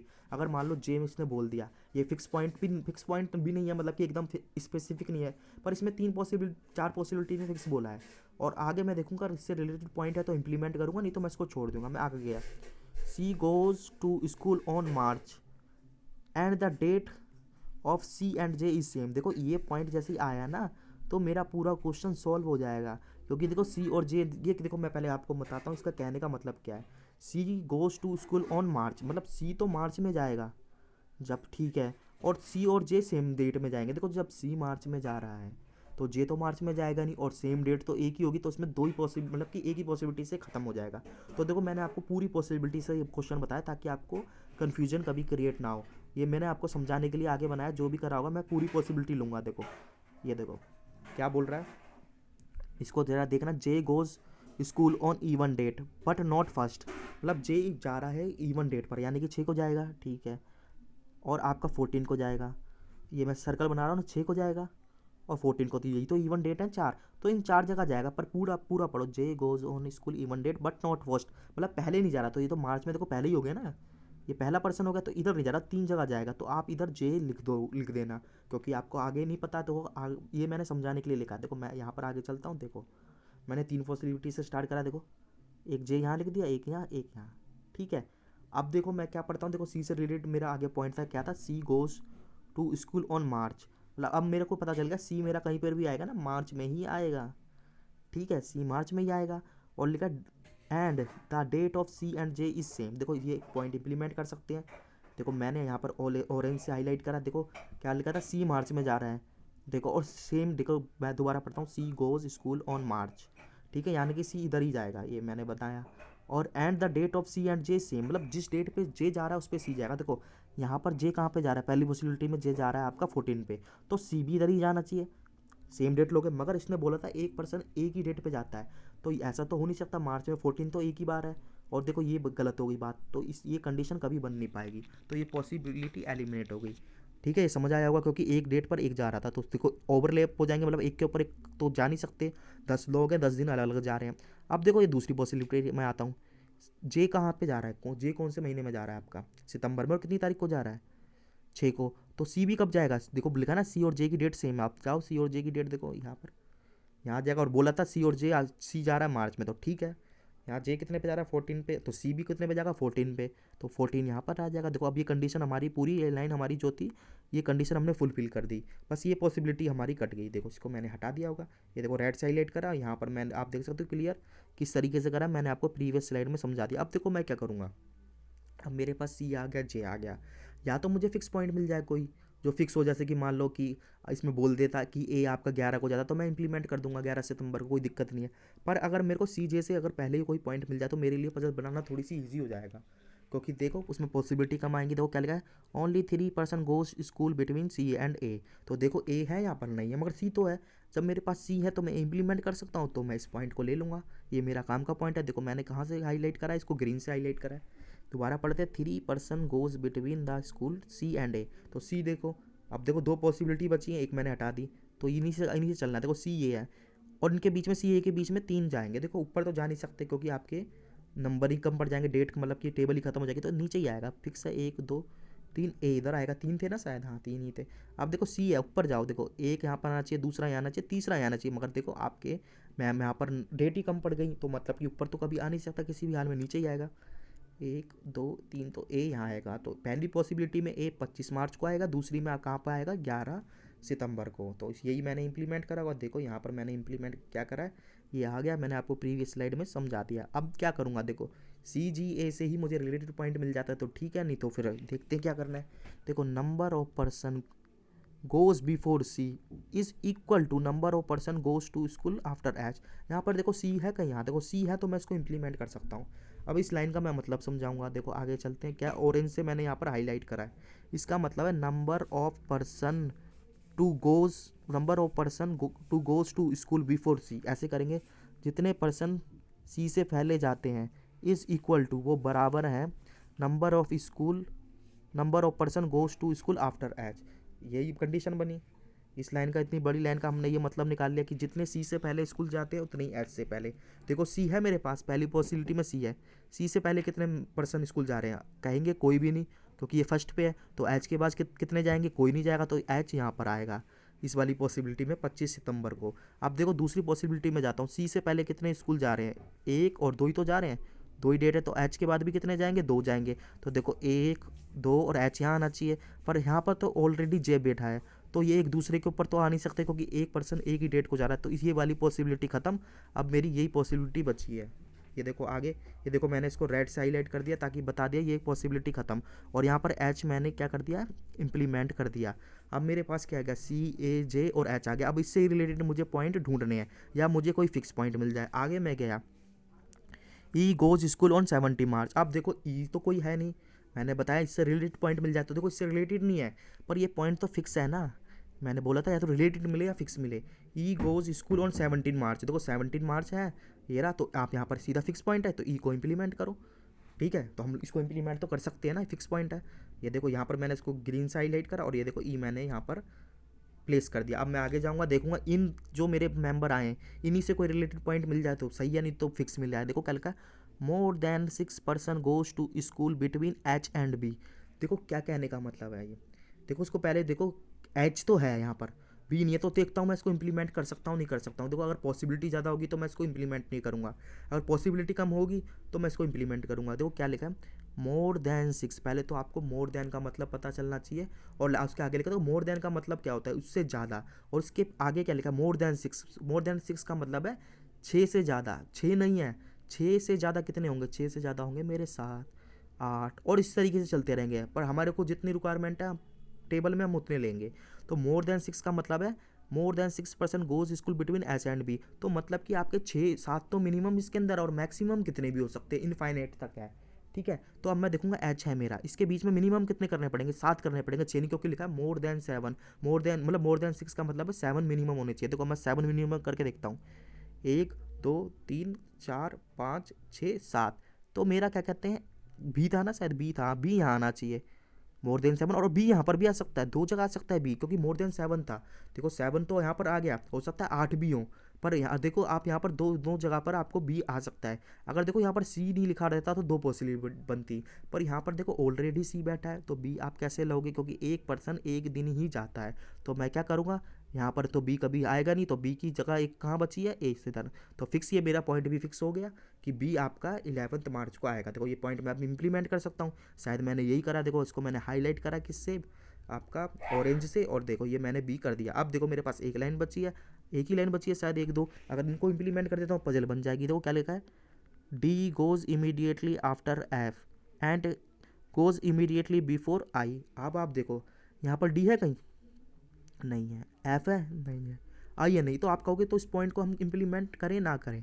देखो पहले तो अब आपके पास तो कोई चॉइस बची नहीं है कि आप इम्प्लीमेंट करो ना करो, आपको करना ही पड़ेगा, पजल बनानी है, क्योंकि लास्ट लाइन है। तो देखो इस पॉइंट का मतलब क्या है, मैं मतलब समझा देता हूँ, D goes immediately before F, देखो यही बनेगा ना।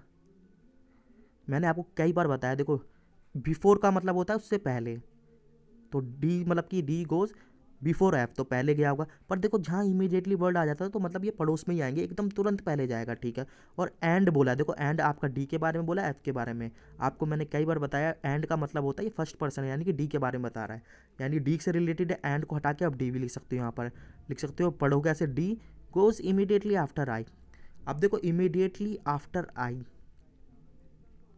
T goes immediately after I, तो देखो ये आई डी एफ, तो ये तीनों कहीं पर भी आएंगे ना, हमारे टेबल में आएंगे, एक साथ आएंगे। तो मुझे कोई ऐसा स्पेस ढूंढना होता है जो 3 स्पेस एक साथ खाली हो। यहाँ पर देखो एक स्पेस है, काम नहीं चलेगा। यहाँ देखो 1 2 3, तो फिक्स हो गया। यहाँ पर मेरा आई आ जाएगा, यहाँ पर डी, यहाँ पर एफ। तो देखो इस तरीके से ये आपका पॉइंट बनेगा, क्योंकि देखो इमीडिएटली वर्ड जुड़ा हुआ है ना, तो एकदम साथ साथ में आएंगे ही। तो ये देखो मेरा बन गया, यहाँ पर मैं इसको इम्प्लीमेंट करूँगा, ये देखो जैसे ही मैंने ये इंप्लीमेंट करा तो मेरी पजल बन गई। यहाँ पर एक मेंबर बचा है, आप यहाँ पर एक मेंबर लिख दोगे तो पजल पूरी हो जाएगी। फिर इसके बेसिस पे आपसे क्वेश्चन जो भी पूछेगा वो जी था, तो देखो जो भी क्वेश्चन पूछेगा वो आप कर सकते हो इजीली। देखो अब मैं इसके क्वेश्चन भी करवा देता हूँ। How many person goes to school between B and J, कितने स्टूडेंट बी और जे के बीच में जाते हैं। तो सबसे पहले मेरा काम क्या होगा, मैं बी को ढूंढूंगा, टेबल में कहाँ है, फिर मैं देखो जे को ढूंढूंगा, जे है, इनके बीच में पूछा है, इनके बीच में काउंट करो 1 2 3, तो आपका आंसर क्या होगा, बी और जे के बीच में कितने स्टूडेंट जा रहे हैं स्कूल, 3। ये ऑप्शन नंबर सी ये आंसर है, ठीक है। आगे चलता हूँ, क्या बोलता है, how many persons goes before A, मतलब कि यहाँ पर स्कूल लगा देना, इसके बाद how many person goes school before A से पहले कितने स्टूडेंट जाते हैं। देखो ए ढूंढो, देखो पहले मतलब यहाँ पर आएगा, एक काउंट करो 1 2 3 4, तो आपका ऑप्शन नंबर डी, जहाँ पर 4 दे रखा है वो ऑप्शन नंबर डी है। अगले पे चलता हूँ, ये बोला है which of the following is true about E. देखो जब भी इस तरीके का आता है तो इसके लिए मुझे सारे के सारे ये स्टेटमेंट है पढ़ने ही पड़ेंगे, क्योंकि मैं ई के बारे में कैसे बताऊंगा। इसने पूछा ट्रू क्या है, कौन सा है, तो देखो ई मैं ढूंढ लूँगा, ये है, ठीक है। तो अब मैं क्या करूँगा, इसको पढ़ूंगा। देखो गोज ऑन 25 गलत बात है, ई तो 17 को जा रहा है। गोज इन सितंबर, नहीं मार्च में जा रहा है। इमीडिएटली आफ्टर ए, क्या इमीडिएटली ई एकदम आफ्टर के मतलब ए के बाद आप देखोगे, नहीं गलत बात है, ये तो ए के इमीडिएट बिफोर है, तो ये गलत है। तो अगला बोल रहा है इमीडिएट बिफोर है, हाँ ये ठीक है, मतलब ए के तुरंत पहले जाता है, तो मेरा ऑप्शन नंबर डी आएगा इसका आंसर। आगे चलता हूँ, देखो इसका क्या है, देखो काफ़ी अच्छा क्वेश्चन है ये। If A and R interchange their position, इतना ही पढ़ो। देखो इसका मतलब क्या हो रहा है, इंटरचेंज पोजीशन का मतलब होता है जहाँ ए बैठा है वहाँ पर एफ को बिठा दो, और जहाँ एफ बैठा है वहाँ ए। देखो एफ ढूंढो, एफ कहाँ है, ये रहा, ए ढूंढो, यहाँ बोल रहा है इफ़ मतलब कंडीशन बता दी, if F and A interchange their position, मतलब अब एफ इधर आ जाएगा और ए इधर आ जाएगा, ठीक है। अब इससे आंसर देना है आपको, इंटरचेंज कर दिया। फिर बोलता है then which of the following person goes to school second before A, तो मतलब कि क्या बोल रहा है, सेकंड बिफोर। तो सेकंड बिफोर देखो आपको शायद कंफ्यूज वर्ड कर रहा हो, देखो सेकंड बिफोर कुछ नहीं है, उससे पहले दूसरा काउंट कर देना। देखो इससे बिफोर मतलब पहला होता है, देखो पहला बिफोर किससे, ए से, ए इधर आ गया ना, दूसरा बिफोर, तो आंसर मेरा आएगा आई। तो सेकंड बिफोर ए से पहले कौन है, I, option number D. Last question है, 1 मिनट ये इसको लेते हैं। Who goes school on even date, तो इजी क्वेश्चन है, इवन डेट को कौन जाता है। बी देखो, बी मेरा तो देखो ऑड है, ये तो मैंने इवन ऑड का पहले ही बताया था किस तरीके से होता है। आई देखो, आई देखोगे अगेन इवन है, मतलब कि ओड है।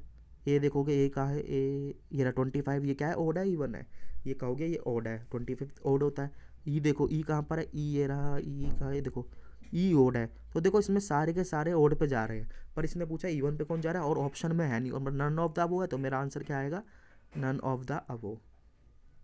ये देखो, ये क्वेश्चन सॉल्व होता है। देखो मैंने आपको पूरा डिटेल में बताया था किस तरीके से इस क्वेश्चन को सॉल्व करते हैं, मतलब कि मैं सोचता हूँ कि आपको समझ आया होगा। देखो अब पेपर पे चलते हैं। मैंने क्या करा था, देखो 2 क्वेश्चन सिलॉक्स करे थे 2 मिनट के में, फिर क्या करता, मशीन इनपुट करा था, 3 मिनट में लगा लो। और ये मैंने 5 क्वेश्चन करे, कौन सी, पजल मंथ वाली।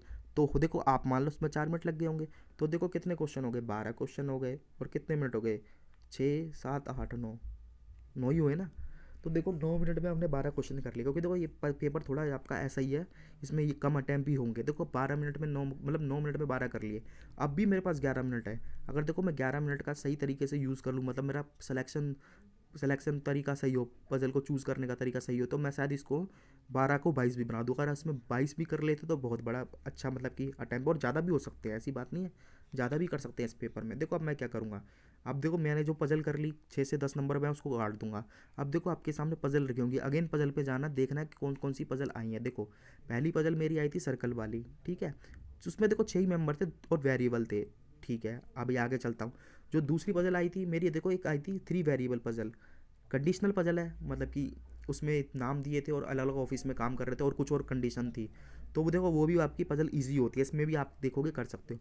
एक मेरी अनसर्टेन रो आई है, देखो अनसर्टेन रो तो हमेशा देखो आपकी थोड़ी सी तो पड़ती है, अगर बन गई तो ठीक है, नहीं तो नहीं है। फिर मेरा आया था, देखो एक आया था ट्रायंगल, वो भी 6 मेंबर का था, ठीक है, और उसमें कोई वेरिएबल नहीं था, पर ये 3 नंबर का आया था। तो मैं क्या करूँगा, देखो 3 नंबर का तो आया, शायद इस पजल में भी उतना टाइम लगे जितना मेरा सर्कल में लग रहा है। तो मैं देखो, एक पजल मेरी आई थी, जो पहली पजल आई थी वो सर्कल वाली आई थी। इसमें वेरिएबल तो है पर 3 मतलब कि आपके 6 मेंबर है, तो देखो मेंबर कम है तो टाइम कम लग सकता है। और देखो इस पजल की लेंथ देखता हूँ मैं, शायद मैंने लेंथ देखी थी, आप एकदम जाके देख सकते हो, आपके पास क्वेश्चन तो होगा ही, क्लिक करके पेपर में एकदम देख लेना, क्योंकि मुझे तो यहाँ पे स्लाइड आगे पीछे करनी पड़ रही है। देखो क्या देखता हूँ, ये देखो, ये है ना पजल, ये पजल है। देखो यहाँ से यहाँ तक तो पजल, 1 मिनट, यहाँ से यहाँ तक तो पजल के बारे में है, इंट्रोडक्शन। अब पजल 2 लाइन की है, तो देखो शायद मैं इस पजल को ट्राई कर सकता हूँ। अगर मैंने देखो इस पजल को बना दिया 3 मिनट के अंदर भी, तो मेरे 5 मार्क्स पूरे हो जाएंगे। तो मैं इसको ट्राई करता हूँ। देखो 2 लाइन क्या, 1.5 ही लाइन है, आप इसको ट्राई करो, मैं आपको 3 मिनट देता हूँ, ठीक है। इसको पूरी रीड करो, उसको बनाने की कोशिश करो।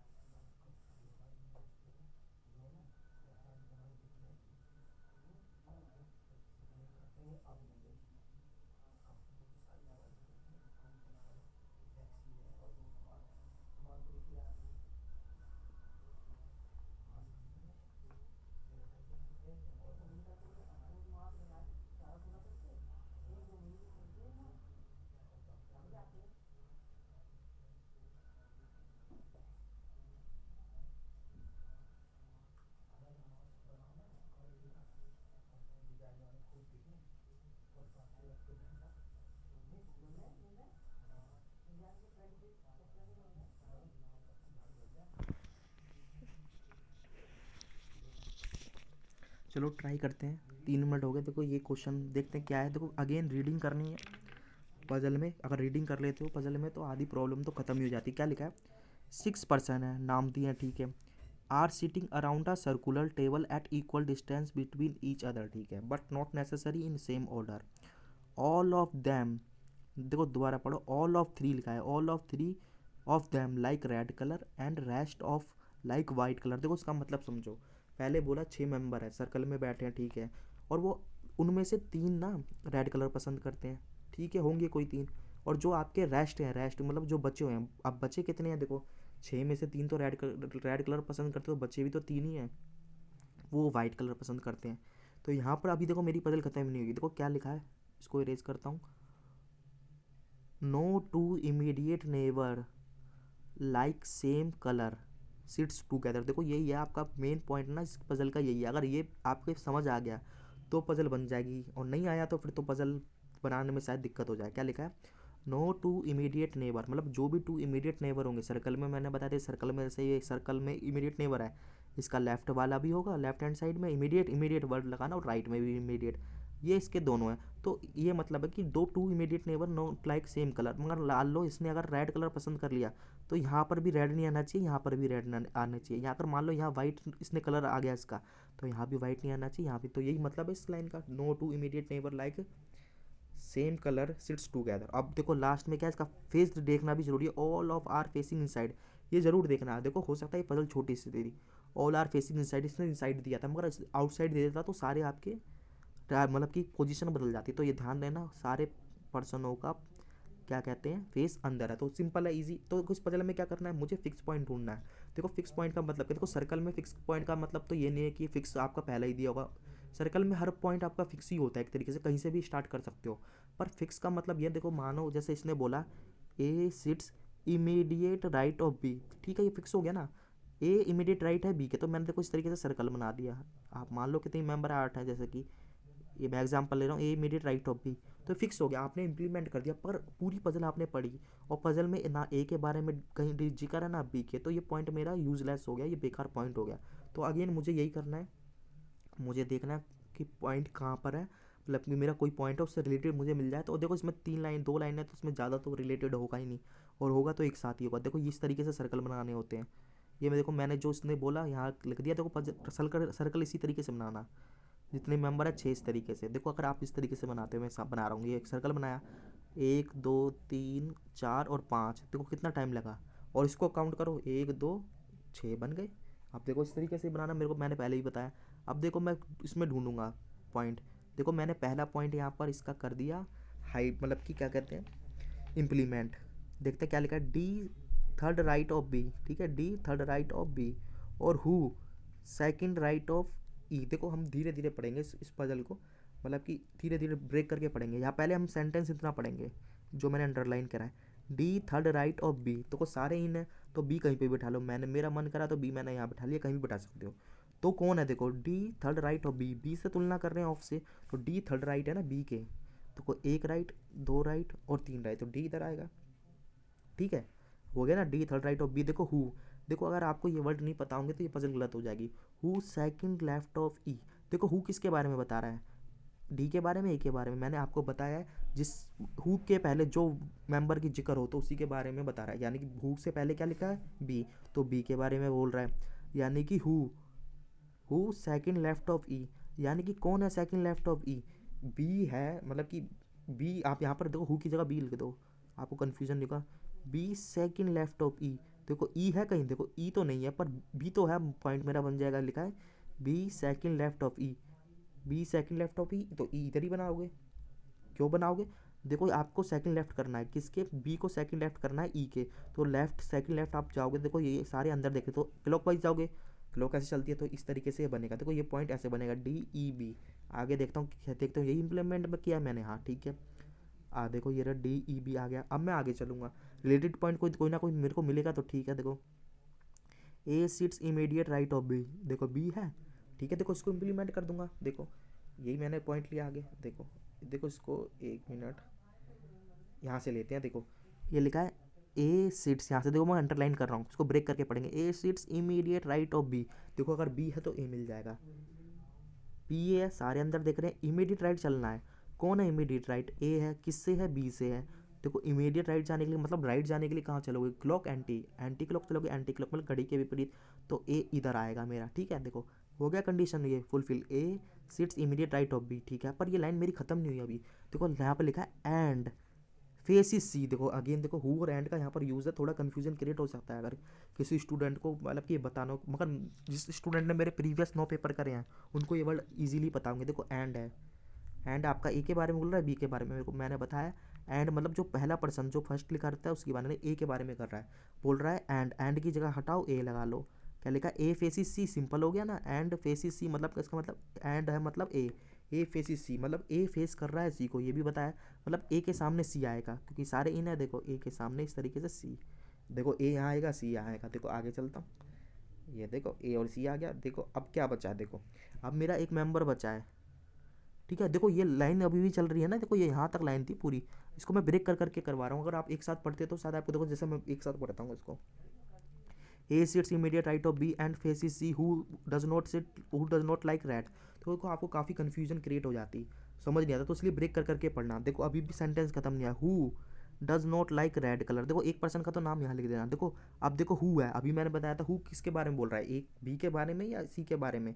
ये बोल रहा है सी के बारे में, क्योंकि जिससे पहले जो मेंबर का नाम लिखा है वो ये है, तो मतलब सी, हु से पहले सी लिखा था, तो क्या लिखा है? C does not like red colour. देखो ये ध्यान देना है, यहाँ पर नोट लिखा है। बहुत स्टूडेंट क्या करेंगे, सी लाइक कर देंगे रेड कलर, डज लाइक इस तरीके से कर लेंगे, तो ये पढ़ना है धीरे धीरे आराम से।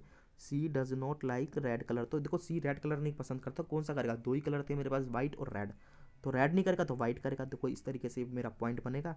ये मैंने ऑरेंज से करा, ये देखो वाइट यहाँ पर आ गया, ठीक है। और यहाँ पर जो बचा हुआ मेंबर था, अब देखो क्या होगा, आपने अब की स्टूडेंट को कन्फ्यूजन हो जाएगा कि यार इसमें तो औरों के बारे में बोला नहीं है, कलर कौन कौन से पसंद करते हैं, पर आपने एक लाइन स्टार्टिंग में पढ़ी होगी, अगर आपने वो लाइन पढ़ी है तो ये पजल कर लोगे, नहीं तो आपको देखो कन्फ्यूजन क्रिएट हो सकता है पूरा। देखो देखो मैं बताता हूँ कौन सा, देखो अभी देखो उसका आंसर मत देखना, यहाँ पर मैं बताता हूँ। देखो ये पढ़ो, three of them like red colour, बाकी white colour, no two immediate neighbour like same colour, sit together. देखो यही पॉइंट है, मैंने स्टार्टिंग में बताया था, no two immediate neighbour sit, जो लाइक मतलब दोबारा पढ़ते हैं, no two immediate neighbour like same colour sit together. इसका मतलब है जो एक साथ पड़ोसी बैठे हैं ना उनका सेम कलर नहीं होना चाहिए, तो देखो इसी पॉइंट से हमें कलर फाइंड करने पड़ेंगे। इधर वाइट बैठा है तो इमीडिएट इसका नेबर कौन है? ये भी है, ये भी है, तो इधर वाइट तो वाइट आएगा नहीं, तो क्या आएगा? देखो यहाँ रेड आएगा, यहाँ पर भी क्या आएगा? रेड आएगा। अब देखो ये तीनों की बात खत्म हो गई। अब देखो इसके इमीडिएट नेबर कौन है, यहाँ से चालू कर लो, यहाँ से कोई फर्क नहीं पड़ता। एफ के यहाँ रेड वाला बैठा है, तो रेड के इमीडिएट नेबर देखो वाइट नहीं है, ठीक है, कंडीशन बन रही है। यहाँ पर भी इमीडिएट नेबर राइट रेड नहीं करोगे, रेड करोगे तो कंडीशन गलत हो जाएगी, तो इधर मैं क्या करूँगा? वाइट कर दूंगा, ठीक है। अब देखो वाइट के इमीडिएट नेबर में क्या नहीं होना चाहिए? वाइट नहीं आना चाहिए, तो इधर तो वाइट है नहीं, तो इधर रेड आएगा। अब रेड के इमीडिएट नेबर में रेड नहीं आना चाहिए, इधर रेड नहीं है, तो इधर रेड आ नहीं सकता, तो इधर वाइट आएगा। और देखो वाइट के इमीडिएट नेबर में भी रेड नहीं होने चाहिए, मतलब कि वाइट नहीं होने चाहिए सेम कलर, देखो रेड रेड है। तो इस तरीके से कलर हमारे फाइंड होंगे। देखो मैंने पूरे कलर कर दिया, अब इसके बेसिस पे वो क्वेश्चन पूछेगा। तो देखो ये क्वेश्चन तो बहुत काफ़ी ईजी था, मगर आपको अगर कन्फ्यूजन हो जाता है इसके अंदर, इसमें हु का यूज़ करा गया, विच मतलब और फेसिस का यूज़ करा गया, एंड का यूज़ करा गया, और सेंटेंस दिए गए हैं ना जो, वो बड़े बड़े सेंटेंस दिए हैं, एक सेंटेंस में तीन तीन बातें बोली गई हैं। अगर थोड़ा सा गलत कर दोगे ना तो शायद गलती हो जाए, नहीं तो ये पजल आसान थी। और इसमें देखो वेरिएबल, वो वेरिएबल था ना, कलर, कलर कैसे आएगा? कलर आपका वैसे ही आएगा जैसे मैंने बताया था, कंडीशन दी थी कलर, क्योंकि स्टूडेंट लास्ट में फंस जाएगा, कलर तो पता नहीं चल रहे। तो देखते हैं, अब देखो इसके क्वेश्चंस पे चलते हैं। Who seat second left of A जाओ, सेकंड लेफ्ट चलना है तो देखो क्लॉक वाइज 1 2, तो एफ है, तो देखो एफ है, एफ है, हाँ ठीक है एफ है। पर आपको ये भी चेक करना पड़ेगा, यहाँ पर अगर लिखा है ना the one who like white colour, देखो ये रेड है, अगर वाइट होता तो नन ऑफ द वो आता, तो मेरा ऑप्शन नंबर एक या सी होगा यहाँ पर एफ। अब देखो मैं आगे चलता हूँ, who sits immediate left of E, again E पे जाओ, ई में गया, ई रहा इमीडिएट लेफ्ट क्लॉक वाइज, तो ए है, देखो ए कहीं है, हाँ ए है, और लिखा है ये भी पढ़ लेना, हु लाइक वाइट कलर, नहीं ये तो रेड है, तो ऑप्शन नंबर सी यहाँ पर अगेन आएगा। आगे चलता हूँ, इजी क्वेश्चन, हु फेसिस सी, मतलब जो सी के सामने बैठा है उसी को फेस कर रहा है, और सी के सामने कौन बैठा है? ए है कहीं डी में लास्ट, मतलब कि ये fourth question, how many persons between C and B, देखो सी और ढूंढो और बी ढूंढो, सी ढूंढा मैंने, बी ढूंढा, ठीक है। How many percent C and B, E और बी, देखो ई और बी में यहाँ से काउंट करोगे एक है, यहाँ से काउंट करोगे 3 है, तो देखो 2 तो आंसर हो नहीं सकते, या तो मेरा आइदर और होना चाहिए था इसमें, आइदर 1 आइदर 2। आइदर और का ऑप्शन देखो नहीं है, तो मेरा क्या आएगा, नन ऑफ द अबव है। ठीक है, इसमें से कोई भी नहीं, आइदर और ऑप्शन वाला है नहीं। आगे लास्ट क्वेश्चन है, देखो क्या बोल रहा है, how many person sit between D and C. देखो डी ए रहा, सी ए रहा। ठीक है, अभी हम डिसाइड नहीं कर सकते, पर आपको पूरा पढ़ो। When counting right of D, अब देखो फिक्स बोला है, कितने पर्सन है डी और सी के, जब हम काउंट करें राइट ऑफ डी, देखो डी है, इसके राइट से काउंट करो। अब देखो यहाँ चलोगे ना, यहाँ से काउंट कर देंगे काफ़ी स्टूडेंट, तो ये तो क्लॉक है, एंटी क्लॉक तो यहाँ से है ना, मतलब वैन काउंटिंग राइट साइड, तो राइट यहाँ से, तो कितने मेंबर हैं इनके बीच में, जीरो जीरो है कहीं है, देखो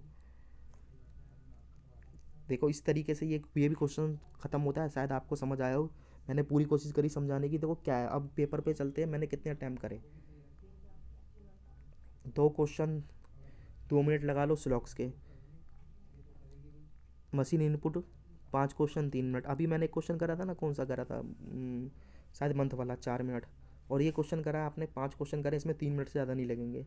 तो देखो कितने हो गए आपके, 17 क्वेश्चन हो गए, टाइम कितना हो गया, 3 3 6 10 12। अब मेरे पास 8 मिनट बचा है। देखो 8 मिनट में देखो, अब भी मेरे 17 क्वेश्चन हो गए, एक पेपर काफ़ी लेंथी होने के बाद भी। रीज़न क्या था, क्योंकि मैंने इसमें ना चूज़ करा था जो आपका पज़ल, वो ढंग से करी थी। अगर मैं कोई गलत पज़ल इसमें चूज़ कर लेता ना, तो शायद ये 17 ना रह के आपके साथ ही रह जाते। देखो अब करना क्या, अगेन आपके सामने पेपर होगा, उसमें सारी पज़ल होंगी। तो देखो पज़ल अब ऐसी चूज़ करनी है जो आपको आती हो, और जिसमें आपकी लेंथ वेंथ और वेरिएबल कम हो। तो देखूँगा 2 पज़ल तो मेरी हो गई हैं। अब देखो तीसरी पज़ल पे चलता हूँ, इसके बाद ही जो पज़ल आई है 11 से लेकर 15 तक, कौन सी आई है, 3 वेरिएबल। 3 वेरिएबल से घबराना नहीं है, मगर वो 3 वेरिएबल कैसे हैं, कंडीशनल पज़ल है, मतलब कि 6 मेंबर है, 6 डिफरेंट कंपनी में काम करते हैं, और हो सकता है उनकी शायद सैलरी दी हो या कुछ भी दी हो, इस तरीके की, तो वो मेरे को ईजी पड़ेगी। पर मैं अभी आगे पेपर में और देखूंगा। तो देखो एक आई है मेरी अनसर्टेन रो। हाँ अनसर्टेन रो है, तो देखो ये तो थोड़ी सी कठिन हो भी सकती है, नहीं भी, तो मैं अभी डिसीजन ले नहीं सकता, तो बने ना बने। और एक पजल मेरी आई थी, देखो 6 मेंबर बैठे थे रेक्टेंगल, रेक्टेंगल में, ट्रायंगल में, और वो 3 नंबर की है। देखो अगेन वो 3 नंबर की पजल है, और 6 मेंबर है, हो सकता है ईजी तो होगी, मगर देखो अभी उसको करने का कोई फ़ायदा नहीं है, क्योंकि इसमें 3 नंबर की है, तो शायद वो ईजी हो, तो मैं इसको बाद में अटैम्प्ट कर लूँगा। पहले मुझे अपना थोड़ा स्कोर बढ़ाना है, इसमें 20 प्लस करना है इस पेपर में। और लास्ट जो पजल आई थी फ्लैट एंड फ्लोर, देखो फ्लैट एंड फ्लोर तो कठिन होती है, क्योंकि उसके ना डायरेक्शन का यूज़ होता है। अगर डायरेक्शन है तो उसमें वो कठिन पड़ेगी, चाहे कितनी भी ईजी हो। तो मैं क्या करूँगा, देखो अब मेरे पास चॉइस दो है ना, 2 3 है। या तो मैं 3 वेरिएबल कर लूँ, कंडीशनल पजल है, कंडीशन दी हुई है, उनको फिल कर लूँ, या रो कर लूँ, रो तो मैं करूँगा नहीं अभी। और एक मैं वो कर लूँ ट्रायंगल। तो मैं क्या करूँगा, देखो मैं मेरे को चूज़ करना पड़ेगा, या तो मैं 3 वेरिएबल करूँ, या मैं क्या कहते हैं ट्रायंगल करूँ। ट्रायंगल 3 नंबर की है, देखो 8 मिनट है, तो मैं कहता हूँ 8 मिनट है ना, आप जाके एक 5 नंबर की पजल करें, और 5 नंबर की पजल आप 3 वेरिएबल करें, क्योंकि देखो उसको बन जाती है अगर 5 मिनट में भी, तो देखो आपके 22 प्लस हो जाएंगे इसके अंदर। और उसके बाद आपके 2 3 मिनट तो बचेंगे, फिर ट्रायंगल ट्राई करेंगे। तो देखो उस पर ही चलते हैं सीधा। ये देखो ये पजल है, ये 3 वेरिएबल है, आपने इस तरह की पजल कई बार करी होंगी। ये देखो, ये देखिए, ये है देखो, इसको पढ़ो। और इसको ना मैं आपको 3 मिनट देता हूँ, 3 मिनट से ज़्यादा इसमें लगने भी नहीं चाहिए, ईजी पजल होती है ये देखो। 3 मिनट पे ट्राई करो, फिर मैं करता हूँ इसको solve.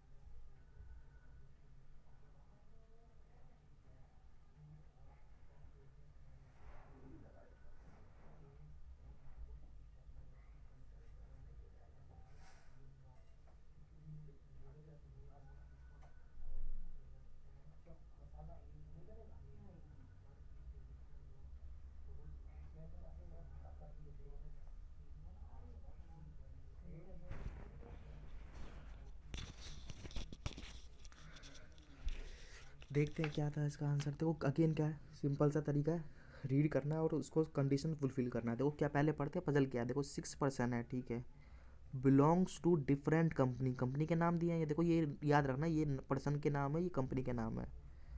They like different colour, 1 2 3 4 5 6, ठीक है, but not necessary same order. देखो इस तरीके की पजल होती है ना, कंडीशनल पजल कहलाती है। मतलब ये कहलाता है कि जैसे मान लो एक पर्सन है, ए है, वो कोई सिटी में रहता है, सिटी दे रखा है और कलर। तो देखो इसमें क्या करते हैं हम, इसमें पहले ना एक टेबल जनरेट कर लेते हैं। देखो इस तरीके की टेबल जनरेट मत करना आप, क्योंकि आपके सामने तो मैंने क्लियर विजिबल दिखाने के लिए सही इसलिए करा है। आपके पास सीधा पेपर आएगा, सीधा लिखते रहना।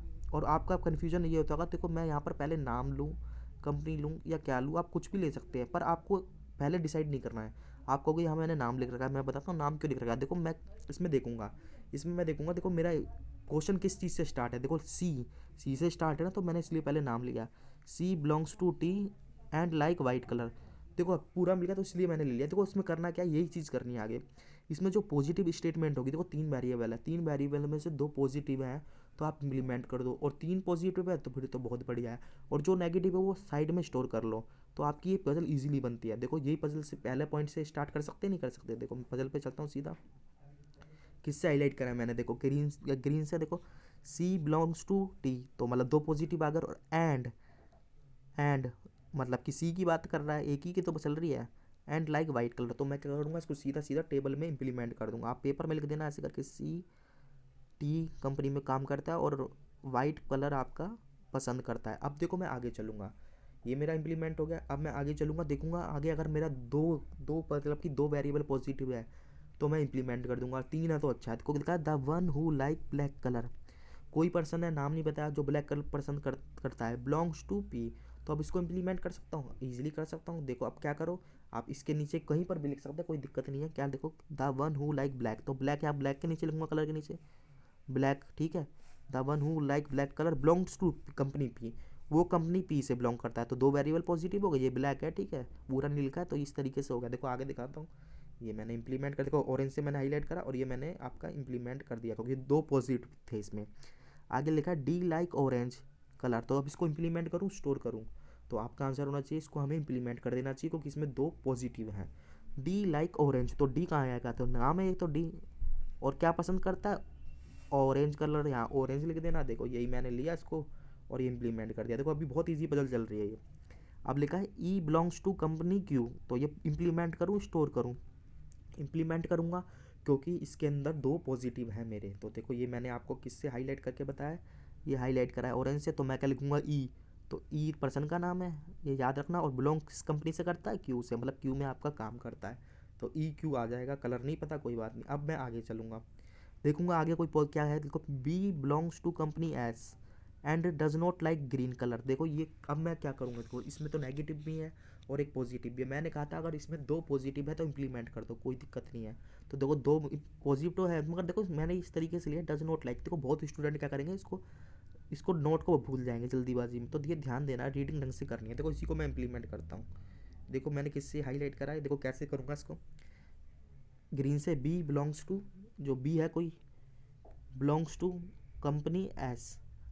आप देखो यहाँ पर बी इसलिए नहीं लिया, क्योंकि देखो आप कह सकते थे बी, मैं यहाँ भी ले सकता था, यहाँ पर जगह बची है, इसलिए लिया क्योंकि देखो मेरा फिक्स है ना, बी और एस एक साथ आने चाहिए।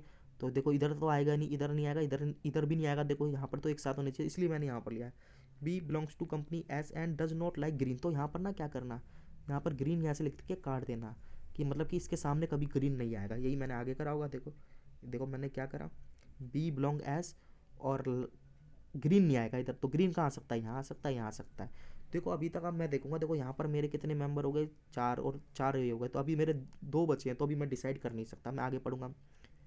F does not like black green and pink colour. अब इसको स्टोर करूँ या आप इसको वो करोगे, कहते हैं फिल करोगे। देखो आपका आंसर होना चाहिए इसको स्टोर करेंगे, क्योंकि एफ के बारे में ना कोई भी पॉजिटिव नहीं है, एक भी स्टेटमेंट पॉजिटिव नहीं, सारा नेगेटिव दिया है। इसका मतलब है एफ ना तो ब्लैक कलर पसंद करता है, ना ग्रीन ना पिंक। तो देखो यहाँ पर कहीं एफ दिया है मेरा, देखो यहाँ तो एफ नहीं दिया, तो आप यहाँ पर साइड में लिख लेना, एफ के सामने लिख देना जो 3 कलर हैं और क्रॉस कर देना, मतलब इनके एफ के सामने ये नहीं 3 कलर आने नहीं चाहिए। देखो ये मैंने पॉइंट लिया, इसको मैंने हटाया, और यहाँ पर देखो यहाँ पर क्या लिखा, क्या लिखा, रेड से कर दिया ना, एफ के सामने ब्लैक कलर नहीं आएगा, ग्रीन नहीं आएगा, पिंक नहीं आएगा।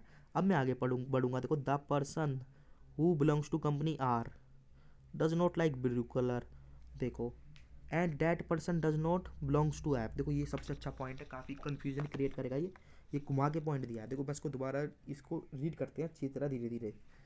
The person who belongs to company R, देखो आर वाला है कहीं नहीं है तो मैं यहाँ ले दिया R, does not like blue colour, तो उसके सामने ब्लू कलर नहीं होना चाहिए, यही तो मतलब है।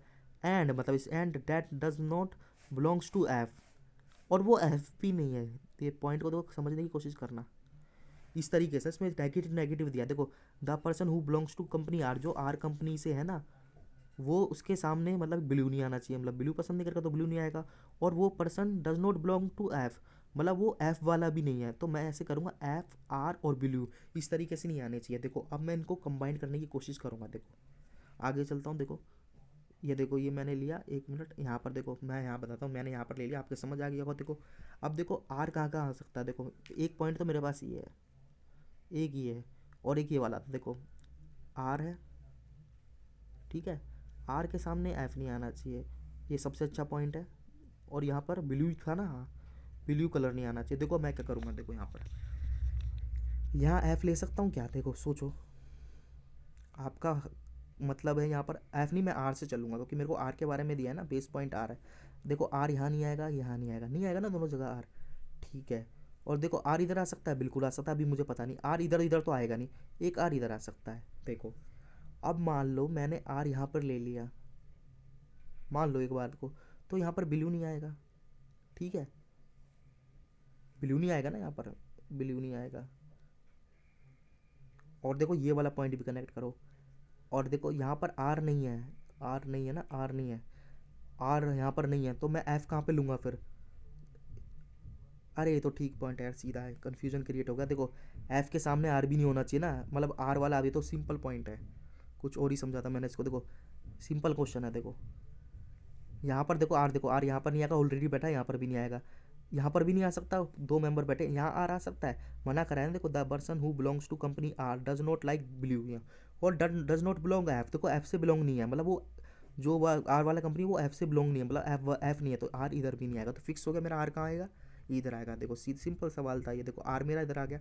जैसे ही मेरा आर इधर आया तो देखो यहाँ पर मेरे कितने कलर हो गए, मतलब कंपनी हो गई 5, और यहाँ पर मैं नेम कितने हो गए 5, और मेरे पास 6 थे, तो मैं बचा हुआ यहाँ पर लिख दो सीधा सीधा, और बचा हुआ यहाँ पर लिख दो, आपका यहाँ पर ये नाम नेम और कंपनी पूरी हो जाएंगी। देखो इसने क्या करा, आगे कलर ले लिया, कोई नहीं मैं कलर से बता देता हूँ, कन्फ्यूजन नहीं होगा, वो कुछ भी कर सकते हो पहले, कोई दिक्कत नहीं है। इसको मैं इरेज करता हूँ, देखो अब मैं कलर फिल कर लेता हूँ, आप यहाँ पे मिल गए, मान लो आपके मिल गए सीधे सीधे, अब मैं कलर फिल करता हूँ। देखो कलर भी ईजी है, देखो क्या बोला था, ग्रीन यहाँ पर नहीं आएगा, मैंने रेड कर रखा है, यहाँ दोनों जगह ग्रीन आ सकता है, पर देखो ये भी पढ़ो, एफ के सामने ग्रीन नहीं है, ग्रीन में है ना एक ब्लैक, ग्रीन और पिंक नहीं है, तो देखो जब यहाँ पर ग्रीन ऑलरेडी नहीं है, या तो बी के सामने मना कर दिया था, और एफ के सामने भी ग्रीन नहीं आएगा, तो ग्रीन कहाँ आएगा, ग्रीन यहाँ आएगा, ठीक है। जब ग्रीन यहाँ आएगा, मैं इसी में बता देता हूँ सारा, जब ग्रीन यहाँ आएगा, अब आपके दो कलर बचे, अब कौन कौन से कलर बचे, आप देखो यहाँ पर देखो, ग्रीन हटा दो, एक तो पिंक बचा है, पिंक ही तो बचा है, और ब्लैक भी आ चुका है, ब्लैक हटा दो, एक पिंक बचा, एक कलर और बचा होगा, देख लो यहाँ पर,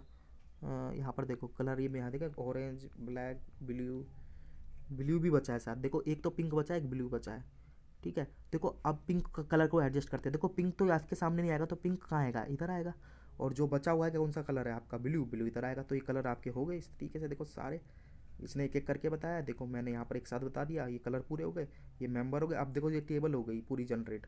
तो इसमें आप क्वेश्चन पूछेगा, इसके बेसिस पर आप बता दोगे। इसका लास्ट पॉइंट ही थोड़ा घुमाने वाला था, बाकी सारा ही ईजी था। देखो ईजी पूछेगा, who like blue colour, blue colour कौन पसंद करता है, ब्लू पे जाओ, देखो ब्लू ये रहा, पर्सन की बात करिए ना हु, तो एफ करता है, एफ है। आगे चलते हैं क्वेश्चन पे। इन विच कंपनी ई वर्क्स, ई किस कंपनी में काम करता है, ई पे जाओ, ई क्यू में काम करता है, क्यू कहाँ पर है, ऑप्शन नंबर सी में। क्वेश्चन नंबर 3 चलते हैं, वो लाइक पिंक कलर, तो पिंक कलर कौन है, देखो पिंक पे जाओ, पिंक बी पसंद करता है, बी कहीं दे रखा है ऑप्शन नंबर ई में। आगे देखो ये थोड़ा स्टेटमेंट बड़ी सी आ गई, विच of the following is true about D, तो डी के बारे में हमें सारा पढ़ना पड़ेगा, डी ढूंढ लो, डी कहाँ है, ये रहा, ठीक है।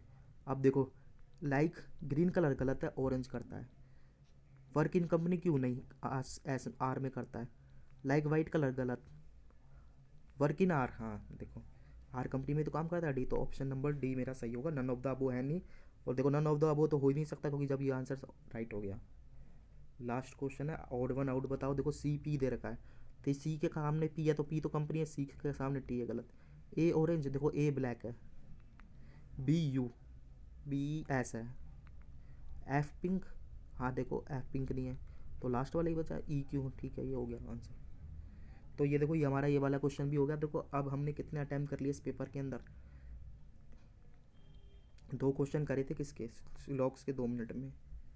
फिर क्या करा था हमने, मशीन इनपुट करा था शायद 3 मिनट में 5 क्वेश्चन। फिर मैंने क्या करा था, फिर मैंने सर एक पजल करी थी मंथ वाली, उसमें मैंने 4 मिनट लिए थे, थोड़ी सी लेंथ दी थी। फिर मैंने करा एक सर्कल वाला क्वेश्चन 3 मिनट में, ठीक है। तो कितने हो गए थे, 3 3 से 12 मिनट हो गए थे ना यहाँ तक। और देखो एक क्वेश्चन और करा था, ये वाला भी तो क्वेश्चन करा, इसको भी तो काउंट करोगे, इसमें कितने मिनट लगेंगे। आप मान लो इसमें मैक्सिमम 4 लग जाएंगे, वैसे 3 में हो जाएगा मगर मान लो 4 हो जाएगी क्योंकि थोड़ी लाइनिंग थी इसके अंदर। तो कितने क्वेश्चन हो गए, 22 क्वेश्चन अटैम्प्ट कर लिए और कितने मिनट में, यहाँ पर 4 मिनट और जोड़ लो, 16 मिनट में हो गए ना। अब देखो 16 मिनट में 4 हो गए, अब आपको करना क्या है, जब आपके 16 मिनट में 4 हो गए आप एक पजल कर सकते हैं। अब आपको डिसाइड करना है कि देखो 22 भी मैं बताऊँ ना, इस पेपर में बहुत अच्छा स्कोर है क्योंकि ये पेपर लेंथी है। 22 भी अटैम्प्ट कर दिए तो बहुत अच्छा स्कोर है। अगर हम और भी कर सकते हैं, हमारे पास तो 4 मिनट बचे हैं। तो देखो अब मैं क्वेश्चन पेपर पे जाऊँगा, मतलब मेरे पास जो सीट लिखी है, देखो 3 स्टार्टिंग की पजल हो चुकी हैं, ठीक है, उनको काट दो। उसके बाद क्या है, एक आई है आपकी अनसर्टेन रो, तो अनसर्टेन रो तो आपका शायद बने ना बने, छोड़ो उसको। फिर एक आया था आपका फ्लैट फ्लोर, फ्लैट फ्लोर आपका देखो कठिन पड़ेगा, उसमें डायरेक्शन का होता है। देखो एक पजल मेरे पास है 3 नंबर की, कौन सी वाली, रेक्टेंगल। देखो मेरे पास 4 मिनट बचे हैं, तो मैं इस पजल को बना सकता हूँ। दो बाकी पजल में शायद थोड़ा टाइम लग जाए, पर देखो 3 नंबर की दी है तो शायद ये पजल ईजी ही होगी।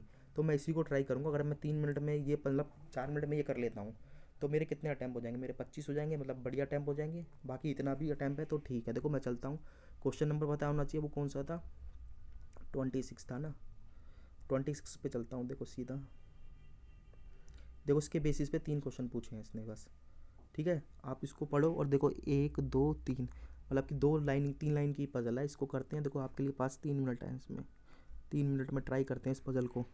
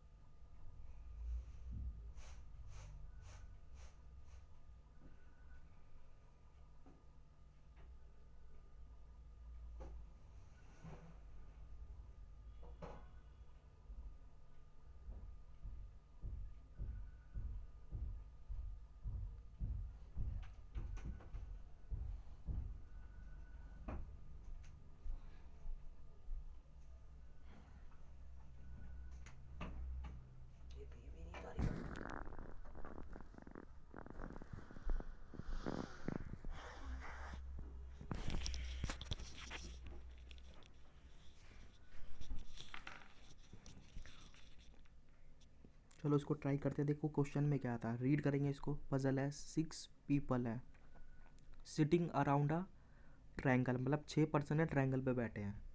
अभी पता नहीं कैसे बैठे, आगे बढ़ेंगे। All of the above information not necessary in same order, ठीक है ये तो कॉमन बात है।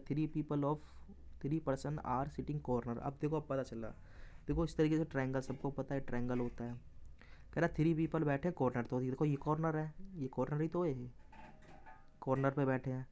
और लिखा है and rest of sitting middle of the triangle, मतलब रेस्ट कितने बचे, 3 ही बचे। मिडल ऑफ ट्रायंगल देखो इधर, ये इस वाले इधर ये ऐसे बैठे हैं।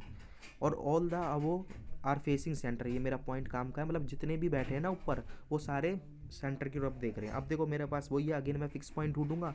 या देखो इसमें तो देखो अगेन मैं देखो क्या देखता हूँ, देखो जब इस तरीके का क्वेश्चन आता है ना ट्रायंगल वाला, तो देखो इस सर्कल से अलग होता है। सर्कल में तो हम स्टार्ट कर देते हैं कहीं से भी, पर इसमें देखो अगर आपको पता नहीं है, आपको सबसे बेस्ट तरीका क्या रहता है, आपको या तो कोई कॉर्नर वाला पर्सन मिल जाए, या आपका ये वाला है ना मिडल वाला ये मिल जाए, तो स्टार्ट करना है। अगर मान लो उसने बोल दिया R second right of P, मान लो R second right of P बोल दिया, तो देखो R second right of P हो गया, सही है ना। तो आप इससे मस्ट स्टार्ट करना। आपको क्या पता है कि ये मिड में बैठा है कॉर्नर, तो आपको पॉसिबिलिटी 2 लेनी पड़ती है, R second right of P, तो 2 से स्टार्ट होगा। तो इसलिए मैं कहता हूँ इसमें मिड ढूंढो और कॉर्नर ढूंढो। सर्कल में ऐसा नहीं होता, सर्कल में तो कोई कॉर्नर नहीं है, तो आप एक पॉसिबिलिटी से ही स्टार्ट कर सकते हैं, पर इसमें 2 पॉसिबिलिटी आ जाती है, क्योंकि एक कॉर्नर भी हो सकता है। मान लो पी का क्या पता, पी आपने यहाँ ले लिया, वो यहाँ पर हो, या यहाँ ले लिया तो यहाँ हो। तो देखो मैं अगेन क्या करूँगा, इसके अंदर या तो मिड ढूंढूंगा या कॉर्नर ढूंढूंगा। कोई पर्सन मिलता है तो ठीक है, नहीं तो फिर हम जितनी पॉसिबिलिटी की उससे स्टार्ट करना पड़ेगा। क्या लिखा है, पी सिट्स कॉर्नर, तो देखो मिल गया पहली, and second right of R. और आगे से रिलेटेड कोई पॉइंट है, 1 person sit between P and Q, तो मतलब मेरे को तो पी से पॉइंट मिल गया है यहाँ पर आर से, तो मतलब ये मैं स्टार्ट कर सकता हूँ इस लाइन से। देखो आगे चलता हूँ, देखो ये ट्रायंगल मैंने बना दिया इस तरीके से, 1 मिनट देख सकते हैं ये ट्रायंगल बना दिया। देखो फेस बनाने की जरूरत नहीं, मैंने आपके लिए बना दिया, आप सीधा सीधा ऐसी फेस बना देना, मत बनाना इसका अंदर कर देना। देखो ये जो मैंने बताया, अगेन क्या बोला है, पी सिट्स कॉर्नर, देखो आप कॉर्नर 3 है, ये सर्कल कर रहा हूँ, तो कहीं पे भी बैठा सकते हैं। तो मान लो मैंने यहाँ बैठा दिया होगा, या यहाँ मान लो, चलो कोई फ़र्क नहीं पड़ता, जहाँ भी बिठाएगा वो देख लेंगे, कहीं भी बैठा सकते हो। P sits corner and second left of R, मतलब कंपेयर किसका कर रहे हैं, पी का, और किससे कर रहे हैं, आर से। मतलब पी तो किसी कॉर्नर पर बैठा है और सेकंड लेफ्ट है आर से, तो देखो आर किधर आएगा, आर अगेन यहीं पर ही आएगा। ठीक है, क्यों आएगा, देखो इसका सेकंड लेफ्ट आर का तो यही होगा ना। और देखो इसमें काउंट कैसे करते हैं, वो अगेन सर्कल वाली कंडीशन ले लेना, लेफ्ट मतलब कि क्लॉक वाइज आपका लेफ्ट, एंटी क्लॉक आपका राइट। ये देखो मैंने यही लिया, देखो यहाँ ठीक है, अभी तक ठीक है, 1 मिनट, ठीक है, ये मैंने बना दिया। अब देखो 1 person sit between R and Q, देखो आर तो ये रहा, ठीक है, 1 पर्सन आर एंड क्यू, तो मतलब इनके बीच में, आर और क्यू के बीच में 1 पर्सन है, तो देखो 1 पर्सन ही आ गया, तो क्यू यहाँ पर ले सकते हो क्या, आपका आंसर होना चाहिए नो, क्योंकि ऑलरेडी पी बैठा है, तो क्यू मेरा फिक्स है, क्यू मेरा इधर ही आएगा। देखो ये मैंने लिया है लाइन, देखो क्यू इधर ही आएगा, इसने देखो क्या कर दिया, छोड़ो हम अपने इस हिसाब से चलते हैं, मैंने यहाँ तक चलो कर लिया था। अब लिखा है Q is not neighbour of P, देखो वैसे भी क्यू नेबर पी का आ ही नहीं सकता, तो ये लाइन आपको कंफ्यूज करने के लिए दी है। तो अभी तक मेरा क्यू यहाँ पर आ गया, और ये भी लाइन मेरी हो गई, Q is not neighbour of P, मतलब बेकार की लाइन दे रखी कंफ्यूज करने के लिए। वैसे भी क्यू आएगा नहीं, क्योंकि क्यू तो इसके ऊपर ही आ जाएगा, तो हो ही नहीं सकता। अब मेरी ये वाली लाइन बची है लास्ट, अब हम लास्ट लाइन को चलेंगे। देखो इसको मैनेज करेंगे, जो मैंने रेड से हाईलाइट करी है, 1 मिनट, क्या लिखा है, T second left of U, देखो T second left of U करोगे, तो देखो टी सेकेंड लेफ्ट है, देखो टी इधर बना सकते हो, यू इधर, और टी इधर, यू इधर, 2 पॉसिबिलिटी आएगी। अभी हम देखो छोटी सी पे चल रहा है, पॉसिबिलिटी नहीं लेते, चेक करते, हिंट मिलेगा। And sit exactly between Q and P, तो अब देखो क्वेश्चन मेरा पूरा समझ आ गया। क्या लिखा, T second left of you, अभी 2 पॉसिबिलिटी बनी। एंड देखो एंड मैंने बताया था किसके बारे में बता रहा है, अभी बताया टी के बारे में, यू के बारे में। आप कहोगे जो पहला पर्सन है टी के बारे में, यानी एंड को हटा के मैं टी भी लिख सकता हूँ, यानी टी के बारे में बोल रहा है। टी इज एग्जैक्टली बिटवीन, देखो एग्जैक्टली का मतलब होता है एग्जैक्ट होना चाहिए, ठीक है, exactly between Q and P. देखो क्यू ये है, पी ये है, तो देखो एग्जैक्टली बिटवीन कहाँ पर आएगा, देखो एग्जैक्टली बिटवीन शायद यहीं पर आना चाहिए। आप यहाँ पर करोगे तो एग्जैक्ट बिटवीन नहीं है, देखो 1 2 3, ये देखो ये एग्जैक्ट बिटवीन नहीं है, तो एग्जैक्ट बिटवीन यहीं पर आएगा। ठीक है, ये मैं टी यहाँ पर कर दूंगा, देखो जब से जैसे ही मैंने टी यहाँ पर करा और बोलते, अब ये पहली लाइन को कनेक्ट कर लूँगा, T sit second left of U, T यहाँ आ गया, second left of U, U यहाँ बनाऊंगा, इसका 2 क्लॉकवाइज, 1 लेफ्ट 2 लेफ्ट। अब एक मेंबर बचा, वो यहाँ लिख देना, पजल पूरी। देखो पजल अगेन बहुत ईजी थी, और देखो 3 नंबर में दिया है तो 3 नंबर के लायक ही पजलती है। तो अब देखो इसके 3 क्वेश्चन पूछे गए हैं। आप इजीली इसके कर लो क्वेश्चन। हु फेसिस एस, मतलब कि एस को कौन फेस कर रहा है, जो एस के सामने होगा। टी और एस, टी हो गया। आगे चलते हैं। फाइंड ओड वन आउट, देखो क्या है इसमें, टी लिखा है ये रहा, एस लिखा है ये रहा, यू लिखा है ये रहा, आर लिखा है ये रहा। देखो इसमें आउट वन आउट किस बेसिस पे लेता है, इसमें फेसिस के बेस में लेता है, कॉर्नर के। देखो ये 3 पर्सन तो आपके मिडिल में बैठे हैं, आर और इकलौता है जो आपका कॉर्नर पे बैठा है, तो ऑड वन मेरा आर ही होगा। लास्ट क्वेश्चन है, देखो क्या बोल रहा है इधर, चलते हैं। How many person sit between U and R, देखो यू ढूंढो, आर ढूंढो, पर आगे वर्ड पढ़ो कंडीशन लेके, when counting left of U, मतलब यू के लेफ्ट, देखो यू का लेफ्ट मतलब क्लॉकवाइज इस तरीके से चल रहा है। तो कितने बैठे हैं इनके बीच में, 1 2 3 4, 4 ही बैठे हैं। तो देखो ये भी क्वेश्चन हो गया। अब देखो अब मैंने कितने अटैम्प्ट कर लिए, आपको पता है अब मेरे इसके अंदर 25 अटैम्प्ट हो गए और टाइम मेरा इसमें पूरा हो गया। देखो ये पेपर इतना लेंथी था, फिर भी हमने अगर एक स्ट्रेटेजी से लेके चले तो 25 अटैम्प्ट कर लिए। वैसे इसमें इस क्वेश्चन पेपर में आप 20 भी अटैम्प्ट करते हो ना रीजनिंग में, तो भी वो भी अच्छा स्कोर बनना जाएगा। देखो अब मेरे पास क्या बचा है, एक तो मेरे पास 2 ही पजल बची हैं, एक बची है रो वाली अनसर्टेन रो, एक बची है फ्लैट एंड फ्लोर। तो देखो मैं 2 पजल हैं वो आपको करवा देता हूँ और बाकी आप खुद भी ट्राई कर सकती हो उनको। ये देखो चलते हैं, देखो पहले मैं रो वाली करवा देता हूँ, यही थी ना रो वाली, ये आ गई। अब देखते हैं इसका लेवल क्या दिया था एग्जामिनर ने इसके अंदर। ये देखो ये रही पजल, देखो यहाँ से करते हैं। देखो अगेन देखो रो वाली पजल है और ये अनसर्टेन रो है, मुझे पता नहीं है, ठीक है। तो इसमें देखो अगेन क्या करते हैं, देखो अगेन मैं फिक्स पॉइंट ढूंढता हूँ। इसमें फिक्स पॉइंट कैसे होता है, देखो फिक्स पॉइंट का मतलब है या तो मुझे कोई मिड वाला बता दे कि ये मिड में बैठा है, या मुझे राइट कॉर्नर से मिल जाए लेफ्ट कॉर्नर से, तो मैं वहीं से क्वेश्चन स्टार्ट करूँगा। तो लिखा है ए सर्टेन नंबर, क्वेश्चन को रीड करेंगे, 1 मिनट पहले ले लेते हैं। A certain number of person sitting in a single line, ठीक है, रो में बैठे, ऑल फेसिंग नॉर्थ। तो ये ध्यान देने वाली बात है, कहाँ देख रहे हैं, तो नॉर्थ है मतलब सीधा है, नॉर्थ है। तो लिखा Z third left of x. तो देखो इस पॉइंट को मैं स्टार्ट कर सकता हूँ, नहीं कर सकता हूँ, पढ़ो आप। Z third left of x, देखो ना तो इसमें जेड के बारे में बताया कि जेड कहाँ से, एक्स के बारे में। तो अभी फिलहाल मेरे को इसको इम्प्लीमेंट नहीं करता हूँ क्योंकि मैं फिक्स पॉइंट देखता हूँ। 4 person sitting C and V, who is an immediate right of Z. देखो रिलेटेड पॉइंट है, कर सकते हो दोनों को कंबाइन करके, पर अगर मुझे फिक्स पॉइंट मिल जाए तो सही है। B sit second left of the extreme end. देखो अब मैं क्या कर सकता हूँ, हाँ देखो आप कहोगे देखो B sit second from extreme end, B sit second from an extreme end. देखो ये पढ़ो, मैंने 2 बार क्यों 2 3 बार क्यों बोला, इसमें बोला कि बी किसी सेकंड है एक्सट्रीम एंड से, इसमें नहीं बताया कि राइट से या लेफ्ट से है।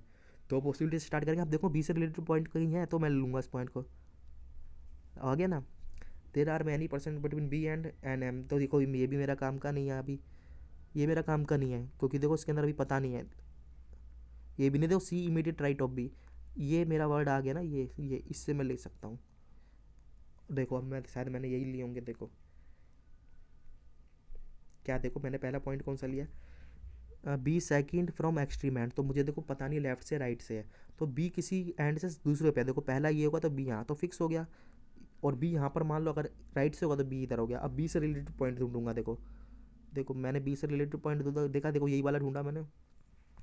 सी इमीडिएट राइट, तो वो सारे के सारे फेस नॉर्थ हैं, तो इमीडिएट राइट जाओगे तो देखो इस तरफ चलोगे तो राइट की तरफ, तो इधर आ जाएगा इसमें, और इसमें चलोगे तो इधर आ जाएगा, ठीक है। अब देखो मेरे पास सी बी आ गया, तो बी और सी से रिलेटेड पॉइंट कहीं ना कहीं है। देखो आप देखते हैं, देखो देखो ये वाला है शायद, ठीक है ये देखता हूँ, हाँ यही मैंने लिया। देखो क्या लिखा है, 4 person sit between C and B. तो देखो मैंने सीधा इंप्लीमेंट कर दिया, देखो सी इधर था, 4 पर्सन जाओगे इधर तो जाओगे नहीं, ये तो पहला पर्सन है तो आपके मेंबर ही ज़्यादा हो जाएंगे, इधर कंडीशन गलत हो जाएगी, तो आपको इस तरह जाना होगा राइट साइड, 1 2 3 वी आ गया। आप सिमिलर में देखो सी और बी के मतलब बी और सी के बीच में, सी और बी के बीच में कितने मेंबर है, क्या लिखा है, 4 person between C and B. तो देखो यहाँ पर देखो 1 2 3 4, तो इस तरीके से देखो ये कंडीशन गलत हो गई, यहाँ पर गलत बन गया, इसको छोड़ दो यही वाली बनेगी। देखो ये इसी को भूल जाओ, ठीक है। अभी ये गलत हो गया थोड़ा। अब देखो क्या लिखा है, आगे पढ़ता हूँ देखो, और ये लिखा था देखो हु मतलब किसके बारे में, वी के, who immediate neighbour of Z. देखो यहाँ पर आ गया था ये वी, इसको छोड़ो, तो जी जेड कहाँ पर आएगा, देखो जेड कहाँ पे आएगा, इमीडिएट नेबर है, तो देखो जेड यहाँ पे भी आ सकता है, यहाँ पर भी। तो मैंने क्या करा, एक बार जेड यहाँ ले लिया, एक बार यहाँ ले लिया। आगे चलता हूँ, देखो आगे ये वाला पॉइंट लिया, N is immediate neighbour of B. देखो यहाँ पर भी आ गया था, प्रीवियस स्लाइड में चलता हूँ, इसको इरेज करता हूँ। देखो ये गलत बन गया है, इसको छोड़ दो, जल्दीबाजी में गलत बन गया है। क्या लिखा है देखो यहाँ पर, ये वाला था ना, N is immediate neighbour of B, मतलब कि एन इमीडिएट नेबर है बी का। देखो बी ये है, बी फॉर विक्ट्री। इधर इमीडिएट मतलब इमीडिएट, ये लेफ्ट होगा राइट। तो जहाँ पर जेड बैठा हुआ है तो आपका एन यहाँ पर कैसे आता है, एन के लिए ये पोजीशन है। सिमिलरली इमीडिएट नेबर में ये भी है, ये भी, तो एन इधर ही आएगा। यही मैंने यहाँ पर हाईलाइट करा है। आगे देखो कौन सा पॉइंट लिया मैंने, ये वाला लिया है, Q is fourth right from extreme end. देखो क्यू इज़ फोर्थ फ्रॉम, इसको पढ़ो, Q is fourth from extreme end. तो क्यू कहीं से फोर्थ है। देखो यहाँ से काउंट करोगे, देखो इस वाली परसेंट में 1 2 3 4, तो क्यू यहाँ आ जाएगा। यहाँ से काउंट करोगे तो देखो अभी मुझे नहीं पता, तो मैं इसको देखो, Q is fourth from extreme end sit between X and M. देखो इसी को करते हैं, देखो कि यही मैंने यहाँ पर करा। उससे पहले देखो ये लिया Z third right of X, इन दोनों को कंबाइन करोगे ना, ये देखो इसको कंबाइन करोगे और इसको कंबाइन करोगे, तो आप कंबाइन कर लेना। देखो तो कंक्लूजन क्या निकलेगा, ये कंक्लूजन निकलेगा। फिर देखो इसके बाद चलोगे तो आप आगे चलोगे, तो ये आपकी पॉसिबिलिटी बनेगी इस तरीके से। तो इसी तरीके से करना होता है, क्योंकि ये देखो ये पजल थी ना, ये मेरे को रखने का मकसद क्या था। देखो ये पजल ना काफ़ी लेंदी है, इसमें काफ़ी पॉसिबिलिटी आएंगी, ये पजल छोड़नी थी, कुछ पजल छोड़नी होती है, उनमें से एक पजल ये थी। अगर आप इसको सिलेक्ट कर लेते तो शायद आपका टाइम काफ़ी बर्बाद हो जाता। इसके बेसिस पे देखो क्वेश्चन आया तो क्वेश्चन तो कर लोगे। देखो क्या है, जो क्वेश्चन कॉमन क्वेश्चन पूछता है वो हमेशा पूछता है कितने मेंबर हैं लाइन में, क्योंकि आपको फाइंड करना होता है। देखो 1 2 3 4 5 6 7 8 9 10 16 है शायद, मेरे हिसाब से 16।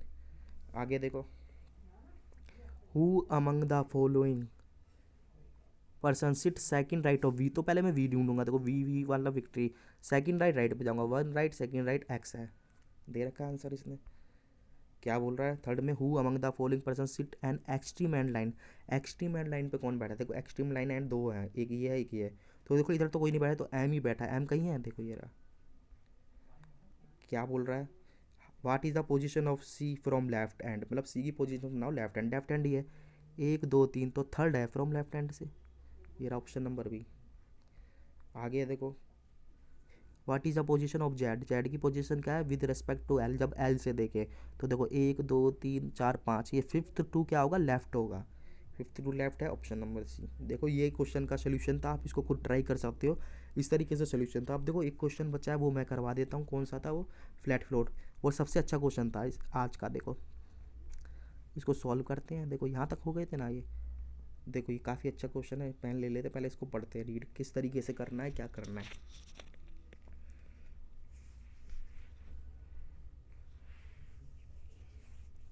ये देखो क्या लिखा है इसके अंदर, 9 स्टूडेंट है, नाम दिए हैं, ठीक है, are living in a 3 storey building such that ground floor is number 1, above 2 और टॉप 3। ये तो कॉमन चीज़ है, ठीक है, मतलब कि आपके 9 मेंबर रहते हैं 3 स्टोरी बिल्डिंग में। पहला फ्लोर है वो ग्राउंड फ्लोर, उसको नंबर 1 मानोगे, उसके ऊपर दूसरा और सबसे ऊपर थर्ड है, ठीक है। Each of the 3 floor, each of the floor has 3 different flat. ये देखो ये अच्छा पॉइंट है, मतलब तीनों जो फ्लैट है ना वो डिफरेंट फ्लोर रखते हैं। फ्लोर नंबर ए है, बी है, सी है। अब देखो floor A is left most side and C is right most side. अब देखो इतना आपने पढ़ लिया, बाकी पजल ये है, 2 3 कितनी लाइन की, 1 2 3 4 5 लाइन की है। तो देखो ये पढ़ा, ये कंक्लूजन मैंने क्या निकाला, ये अगर आप समझ गए तो आप बना लोगे, नहीं तो गलत होगा। ये तो कॉमन है, आप फ्लोर फ्लैट क्या कहते हैं फ्लोर में करते हो, पहला दूसरा तीसरा, पर एडिशन हो जाता है इधर किसका, क्या कहते हैं, फ्लैट का। देखो फ्लैट कैसे लेने, 3 फ्लैट है, देखो क्या लिखा है, ए इज़ लेफ्ट मोस्ट साइड, तो मतलब ए सबसे लेफ्ट मोस्ट, मतलब सबसे लेफ्ट में है, और सी आपका राइट मोस्ट, तो राइट तो यही होगा ना, और जो बीच का बचा यहाँ लेते हैं ना। देखो अगर आपको फ्लैट फ्लोर का अगर पहचानना है कैसे लेते हैं, कन्फ्यूजन होता होगा कई स्टूडेंट को, तो मेरी एक ना वीडियो पड़ी होगी, क्या कहते हैं, उसके अंदर जाना, हाँ मेरे यूट्यूब चैनल में, वहाँ पर कॉन्सेप्ट सेंट्रिक में फ्लैट एंड फ्लोर कैसे पहचाने, तो उसमें मैंने बताया है काफ़ी डिटेल में। तो देखो अब मैं क्या करूँगा, अगेन मैं क्या, मुझे फिक्स पॉइंट ढूंढना पड़ेगा, कोई मुझे फिक्स पॉइंट मिल जाए या उससे रिलेटेड। देखो ये पहले मैंने क्यों लिया, x is mid of building, इसका मतलब क्या है, एक्स एकदम मिड में रहता है। देखो मिड ऑफ बिल्डिंग देखो ऐसे ही आएगा ना, देखो पीछे करता हूँ, देखो यहाँ पर ही करता हूँ, देखो पहन लेते हैं, तो मिड, देखो मिड कैसे होगा, देखो मिड यही होगा, यहाँ पर गया यहाँ पर गया, ये काटा, ठीक है। अब ये बचा, तो मिड आपका एग्जैक्ट मिड ये होगा, ये तो आपको पता होगा इजीली, तो मैंने एक्स ले लिया। अब देखो मैं इससे रिलेटेड कोई पॉइंट ढूंढूंगा आगे, एक्स से रिलेटेड पॉइंट मिल जाएगा तो ठीक है, नहीं तो फिर कोई और implement. P leave north east of x, देखो अगेन मैंने बताया था, जब भी आपका क्या कहते हैं ये इस तरह की पजल आती है फ्लैट फ्लोर, ये थोड़ी सी टाइम टेकिंग होती है, मगर इसमें ना डायरेक्शन भी ऐड होता है तो और टाइम टेकिंग बन जाती है, वो डायरेक्शन के बिना ये बनेगी नहीं। देखो डायरेक्शन पता है, बताया था लास्ट क्लास में। अब देखो पी लीव्स नॉर्थ ईस्ट, मतलब सब डायरेक्शन की बात कर रहा है, नॉर्थ ईस्ट कैसे बनेगा, नॉर्थ और ईस्ट से मिलके नॉर्थ ये रहा, ठीक है ना, और ईस्ट कहाँ है, ये तो वेस्ट है, ईस्ट मतलब इस साइड पे होगा, यानी कि अगर मान लो मेरा एक्स इधर बैठा है तो पी कहीं इधर होगा, तो यही तो लिखा है P leaves north east of x. देखो एक्स मिल गया तो नॉर्थ ईस्ट इधर होगा ना, तो एक ही पॉसिबिलिटी बटी बची, पी इधर ही आएगा, बाकी आपके फ्लैट फ्लोर खत्म हो जाएंगे। तो इसको इम्प्लीमेंट कर देना। देखो मैंने कर दिया यहाँ पर, ठीक है। आगे पढ़ता हूँ, कोई रिलेटेड पॉइंट मिल जाए। R and U do not live in consecutive X floors, ये देखो ये बहुत अच्छा पॉइंट है, इसको समझ लो। अगर ये समझ लिया तो पूरी पजल हो गई। देखो इसको समझना, पहले तो आपको फ्लैट और फ्लोर पता होने चाहिए, फ्लैट क्या होते हैं, फ्लोर क्या होते हैं। देखो मैं बता देता हूँ, वैसे आप वीडियो देख लोगे तो उसमें डिटेल में देखो, जो ये रो में होते हैं ना, ये रो ही मानते हो ना, जैसे एक्सेल सीट मान लो इसको, आपने एक्सेल पे तो काम किया हुआ है, देखा तो होगा। देखो ये होती है ये रो, और ये है ना ये इस तरह के ए बी सी कॉलम। अब आपको इजीली पता चल जाएगा, अब इसको पढ़ो। R and U does not live in consecutive X floor, X का मतलब है, देखो एक्स ढूंढो, एक्स के कंजिक्यूटिव मतलब जो लगातार फ्लोर और फ्लैट, मतलब कंजिक्यूटिव क्या है, फ्लोर है, नहीं देखो दोबारा बोलो, आर एंड यू मतलब कंजिक्यूटिव एक्स फ्लोर, एक्स के फ्लोर, एक्स के कंजिक्यूटिव फ्लोर कौन से है, देखो एक्स इधर है, तो देखो ये वाले फ्लोर आएंगे, ये फ्लोर, फ्लोर क्या होते हैं, जो आपके एक्सेल में क्या होते हैं, यही है ना। देखो मतलब थोड़ा सा मुझे भी confusion, R and U do not live in floor, हाँ यहीं पर नहीं आएंगे, देखो यहाँ पर नहीं आएंगे, आपको समझ आ रहा है। देखो R and U does not live consecutive X floor, देखो एक्स के कंजिक्यूटिव फ्लोर क्या होंगे, एक तुरंत ऊपर वाला ये फ्लोर ही मानोगे, और ये मान लोगे तो ये क्या मान लोगे, ये तो फ्लैट हो जाएंगे। तो आर यू यहाँ नहीं रहेंगे, देखो ये पूरी जगह पे नहीं आएंगे, जो मैं देखो ज़्यादा हाईलाइट कर रहा हूँ तो दोबारा बताता हूँ। यहाँ मतलब कि देखो यहाँ पर पूरी जगह पर नहीं आएंगे, आर यू यहाँ पर नहीं आएंगे, तो बचे जगह बची कहाँ, यहीं तो आएंगे आर और यू। पर देखो आर और यू के बारे में मुझे बतानी है, आर ईस्ट है वेस्ट है क्या है, तो मैं यहाँ पर दोनों पॉसिबिलिटी ले लूँगा, आर यू, देखो यही मैंने आगे करा है। देखो अभी मैंने क्यों नहीं लिया मैं बताता हूँ। देखो अभी मान लो आपका आर भी यहाँ पर है, यू यहाँ पर है, कोई बात नहीं, इसने ये पॉइंट लिया, देखो यू ईस्ट ऑफ आर, देखो अब फिक्स हो गया। आप डायग्राम बनाओ, देखो east west north south, you कहाँ है, ईस्ट में रहता है, देखो ईस्ट कहाँ पर है, ये ना, यू ईस्ट है किससे, आर से, यही मतलब है ना, मतलब आर इधर आना चाहिए ईस्ट, देखो आर ईस्ट के यू में है, मतलब कि तो देखो कहीं पर भी आ सकता है, पर देखो आर इधर था यू इधर था और दोनों था, तो देखो यू ईस्ट है तो यू फिक्स है, इधर आएगा, आर इधर आएगा, क्योंकि देखो इधर तो एक्स बैठा है, तो यू कभी इधर नहीं आ पाएगा। तो ये मेरा क्वेश्चन यहाँ पे बन गया, देखो मैंने यहाँ पर ले लिया। अब देखो क्वेश्चन में कुछ ज़्यादा नहीं है, फिर देखते हैं क्या हो जाए। V and W live in same flat, flat क्या होते हैं, ये फ्लैट होते हैं जो कॉलम होते हैं ना, V and W same flat, देखो वी डब्ल्यू सेम फ्लैट में रहते हैं, तो इससे तो मुझे अभी कंक्लूजन नहीं मिला। देखो मेरे को ये पता चला वी और डब्ल्यू इसमें नहीं रहेंगे, क्योंकि दोनों आपके एक ही फ्लैट में है, इधर भी आ सकता है इधर भी और ऊपर नीचे भी हो सकते हैं, तो कितनी पॉसिबिलिटी, चार, अभी हम इसको होल्ड करेंगे। आगे लिखा है V is west of P but not immediate, अब देखो यही पॉइंट है सबसे बढ़िया, अगर ये समझ लिया तो हो गया। देखो आगे चलता हूँ, देखो ये हाईलाइट करके मैंने दोनों पॉइंटों को हाईलाइट कर दिया ग्रीन से, देखो यहाँ पर लेता हूँ, वी एंड डब्ल्यू एक ही फ्लोर फ्लैट में रहते हैं, यानी कि यहाँ पर और यहाँ पर आ सकते हैं, मैंने जहाँ पर सर्कल किया है एक ही फ्लैट यही है, और लिखा है वी वेस्ट, आपको वेस्ट होना चाहिए, इधर होता है वी वेस्ट ऑफ पी, ठीक है, ऐसे ही होगा ना, ईस्ट वेस्ट होता है ना, V east of P but not immediate, immediate का मतलब है दोनों एक साथ में नहीं होना चाहिए, इस तरीके से वी के एकदम तुरंत में वेस्ट में नहीं होना चाहिए, आगे हो सकता है, तो देखो पी मेरे पास है, तो मतलब वी इधर नहीं आना चाहिए, इधर रख दिया तो इमीडिएट हो जाएगा, तो मेरा फिक्स हो गया वी मेरा इधर ही आएगा। अब देखो इसको क्लीन करता हूँ, जब मेरा वी इधर आएगा मेरा फिक्स हो गया वेस्ट में, तो डब्लू का आएगा इधर ही आएगा, क्योंकि एक ही ये फ्लैट में रहते थे। ये देखो ये पॉइंट बनाया, अब आगे चलते हैं, इस पजल में कुछ नहीं बचा, लास्ट है पॉइंट। लास्ट पॉइंट क्या है, S and T live in same floor, S and T same floor, देखो फिक्स है सेम फ्लोर, देखो इस तरीके एक्सेल के आप रो लोगे तो ये है। देखो दोबारा बताता हूँ, एस टी लीव इतना ही पढ़ो, S and T leave in same floor, S और टी सेम फ्लोर पर रहते हैं। देखो इधर तो आ नहीं सकता क्योंकि उधर दो मेंबर बैठे हैं, एक ही सीट खाली है, इधर भी देखो तीन फ्लोर है, तो देखो एस और टी और एस इधर आ सकते हैं, पॉसिबिलिटी है, पर मैं अभी आगे लाइन पढ़ूंगा क्या लिखा है, बट एस वेस्ट, आप देखो east west north south, but क्या लिखा है, एस वेस्ट होना चाहिए। देखो एस इधर होना चाहिए, टी इधर होना चाहिए, मतलब इस तरीके से होना चाहिए। तो अब बना लो, देखो एस इधर आ जाएगा, सेट टी इधर आ जाएगा, यही है। ये देखो जब ये पजल पूरी बन गई ना, तो एक मेंबर बचा है, तो एक मेंबर यहाँ पर लिख देना, आपकी पूरी हो जाएगी। देखो इस तरीके से पजल बनती है। देखो पजल बनाने में भी इसको टाइम लगेगा थोड़ा सा, और इसके अगर वो चाहे ना एग्जामिनर, इसके ऐसे क्वेश्चन मतलब कि फ्रेम कर देगा, आपसे हो भी नहीं पाएंगे पजल बनाने के बाद। देखते हैं देखो क्या क्या है इसमें question. Who is neighbour of T, confusion हो गया, नेबर ऑफ टी बोला है। ये वाला लोगे, ये वाला लोगे, कौन सा नेबर लोगे?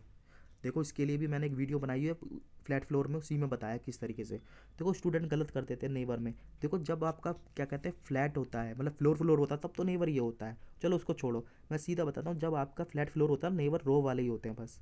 सिंपल याद रखो, जब आपका फ्लैट फ्लोर है ना, तो एक ही रो में बैठे हैं वही नेबर है। तो टी का नेबर एस होगा, ना कि यू। देखो यू पहले पे दे भी रखा है इसने गलत करवाने के लिए। तो नेबर ऑफ एस टी का कौन है, एस होगा, ना कि यू। तो देखो ऑप्शन नंबर बी होना चाहिए मेरे हिसाब से यहाँ पर। आप देखो ये क्वेश्चन अगला है, how many person live below R, कितने हैं, एक, कर दो और निकल जाओ। और हो गया आंसर गलत। क्यों हो गया? क्योंकि हमने ढंग से पढ़ा नहीं। क्योंकि देखो क्या होता है, हमें फ्लैट की आदत होती है, फ्लैट नहीं फ्लोर की, हम उसके नीचे काउंट करते हैं। देखो इसमें क्या बोला है, how many person live below R, R के बिलो कितने हैं। देखो जितने भी ये नीचे वाले हैं ना, जितने भी होंगे ये बिलो माने जाएंगे। देखो हमने इतनी मेहनत करके पजल तो बना ली, पर उसके देखो अगर पहला क्वेश्चन देखा मैंने, वो भी मेरा गलत हो जाता अगर मुझे कॉन्सेप्ट नहीं पता, और दूसरा भी मैं गलत कर देता। आर के बिलो देखो ये तीन माने जाएंगे। इसने इमीडिएट वर्ड नहीं बोल रहा, अगर इमीडिएट होता तो देखो होता, देखो तो कितने, तीन आएंगे, ना कि एक। अब देखो आगे क्वेश्चन क्या है, अब आया जो क्वेश्चन मैं बता रहा था, how many person live immediate below R, R के इमीडिएट कितने। अगर मान लो आर के नीचे एक और फ्लोर होता ना, तो इमीडिएट दो माने जाते हैं यहाँ पर इसके नीचे तो एक है, तो मेरा आंसर होना चाहिए वन, ये आंसर है। आगे देखो, who lives north east of S. देखो अगर ट्रिकी क्वेश्चन है, आपको डायरेक्शन नहीं पता तो बना लो। आप देखो नॉर्थ ईस्ट आप किस डायरेक्शन से बना है, दो से मिल के बना है नॉर्थ ईस्ट से, तो नॉर्थ इधर है, ईस्ट इधर है। तो देखो एस ढूंढो, एस मैंने ढूंढा, एस इधर है। तो एस के नॉर्थ ईस्ट में कौन है, एर्थ के नॉर्थ यही है ना, हु लिव्स नॉर्थ ईस्ट ही लिखा है ना, नॉर्थ ईस्ट। तो देखो नॉर्थ ईस्ट में ना कितने हैं, देखो ये भी है और ये भी है। अगेन देखो इसमें देखो क्या है, ये भी पी भी होगा, यू भी होगा। तो इसका आंसर क्या होना चाहिए, देखो इसमें देखो दोबारा कन्फ्यूजन हो गया नॉर्थ ईस्ट। देखो इसमें आंसर ना ये गलत कर दिया, नन ऑफ द अबव होना चाहिए, ये आंसर है इसका। देखो लास्ट क्वेश्चन है, who lives west of U, U के वेस्ट में कौन है। देखो यू के वेस्ट में कौन है, देखो अगेन देखो इसके जितने भी क्वेश्चन थे सारे ट्रिकी थे। अगर आपने पजल भी बना ली होती ना, तो सारे गलत करके आते, इसके माइनस में आते। देखो दोबारा बनाओ, east west north south, you के वेस्ट में कौन है। देखो यू के वेस्ट में देखो एक्स दिखा हुआ है, तो देखो एक्स है, आप स्टूडेंट एक्स करके आ जाएगा। पर ये देखो वेस्ट में तो दो है ना, ये भी तो है। तो मेरा आंसर क्या होना चाहिए, आर और एक्स, आर एंड एक्स होना चाहिए। एंड वर्ड यूज़ कर रहा हूँ, ना कि आइदर, मतलब दोनों हैं। तो आर भी होना चाहिए, एक्स भी। तो ऐसा कोई ऑप्शन ही नहीं है, तो मेरा का आंसर क्या होगा, नन ऑफ द अबव।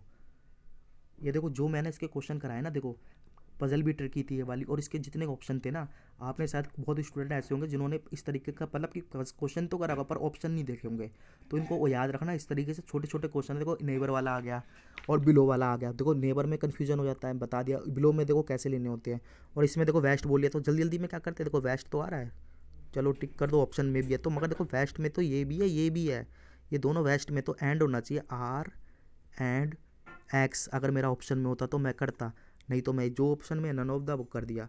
तो देखो इस तरीके से ये आज का हमारा पेपर नंबर कौन सा था, पेपर नंबर हमारा 10 था। ठीक है, ये पूरा पेपर कंप्लीट होता है। देखो इसमें जो हमने ये पेपर सीरीज स्टार्ट करी थी, आज हमारी सीरीज़ पूरी एंड होती है। तो आई होप आप लोगों को जो मैंने समझाया है, जितने देखो 10 पेपर करवाए, सारा समझ आए होंगे। देखो जिन स्टूडेंट ने 10 पेपर देखे उनके लिए तो काफ़ी बेनिफिशियल होगा, वो तो पेपर के बाद पता चलेगा कि देखो इसी में से सारा आता है नहीं आता। तो क्या करना है, देखो अब देखो आपको इस वीडियो को ज़्यादा से ज़्यादा शेयर करना है, ठीक है। और मेरे चैनल को उसको सब्सक्राइब कर लेना, चैनल का नाम है। आपको यहाँ पर और वीडियो मिलती रहेंगी, जैसे मेंस के लिए वीडियो है, अभी मैं बना रहा हूँ मशीन इनपुट और कोडिंग डिकोडिंग हो गई, ये मेंस के चैप्टर लॉजिकल रीजनिंग के मैं सारे करवाऊँगा। आप देख लेना, वहाँ मिल जाएगा। पजल्स की चल रही है, मेंस की पजल चल रही है, काफ़ी सारी क्लास है। आप ये चैनल पे जाओगे ना, तो यहाँ पर आपको सारा मिल जाएगा, प्ले लिस्ट में जाके देख लेना। और देखो टेलीग्राम चैनल है ये, इस टेलीग्राम चैनल को ज्वाइन कर लेना, मैं इसकी PDF यहाँ पे डाल दूँगा, ठीक है। तो देखो करना क्या, आप ये ना क्या करना, जिस स्टूडेंट ने क्लास करके ठीक है, नहीं तो आप इनकी सारी PDF एक बार करके रिवाइज कर जाना। तो यहीं से आपके ज़्यादातर क्वेश्चन बनेंगे। और आपको करना क्या है, जब मान लो ये आपका एग्ज़ाम पूरा हो जाएगा तो इस वीडियो के कमेंट के नीचे अपने अटैम्प्ट लिख देना। बस ये काम करना है। तो आज की क्लास तो हम एंड करेंगे, ये हमारी लास्ट क्लास थी। मैंने पूरे आपको 10 पेपर करवा दिए और फिर देखो जो भी हमारा नेक्स्ट सेशन जो चल रही है, मतलब कि सीरीज चल रही है, उनमें मिलते हैं।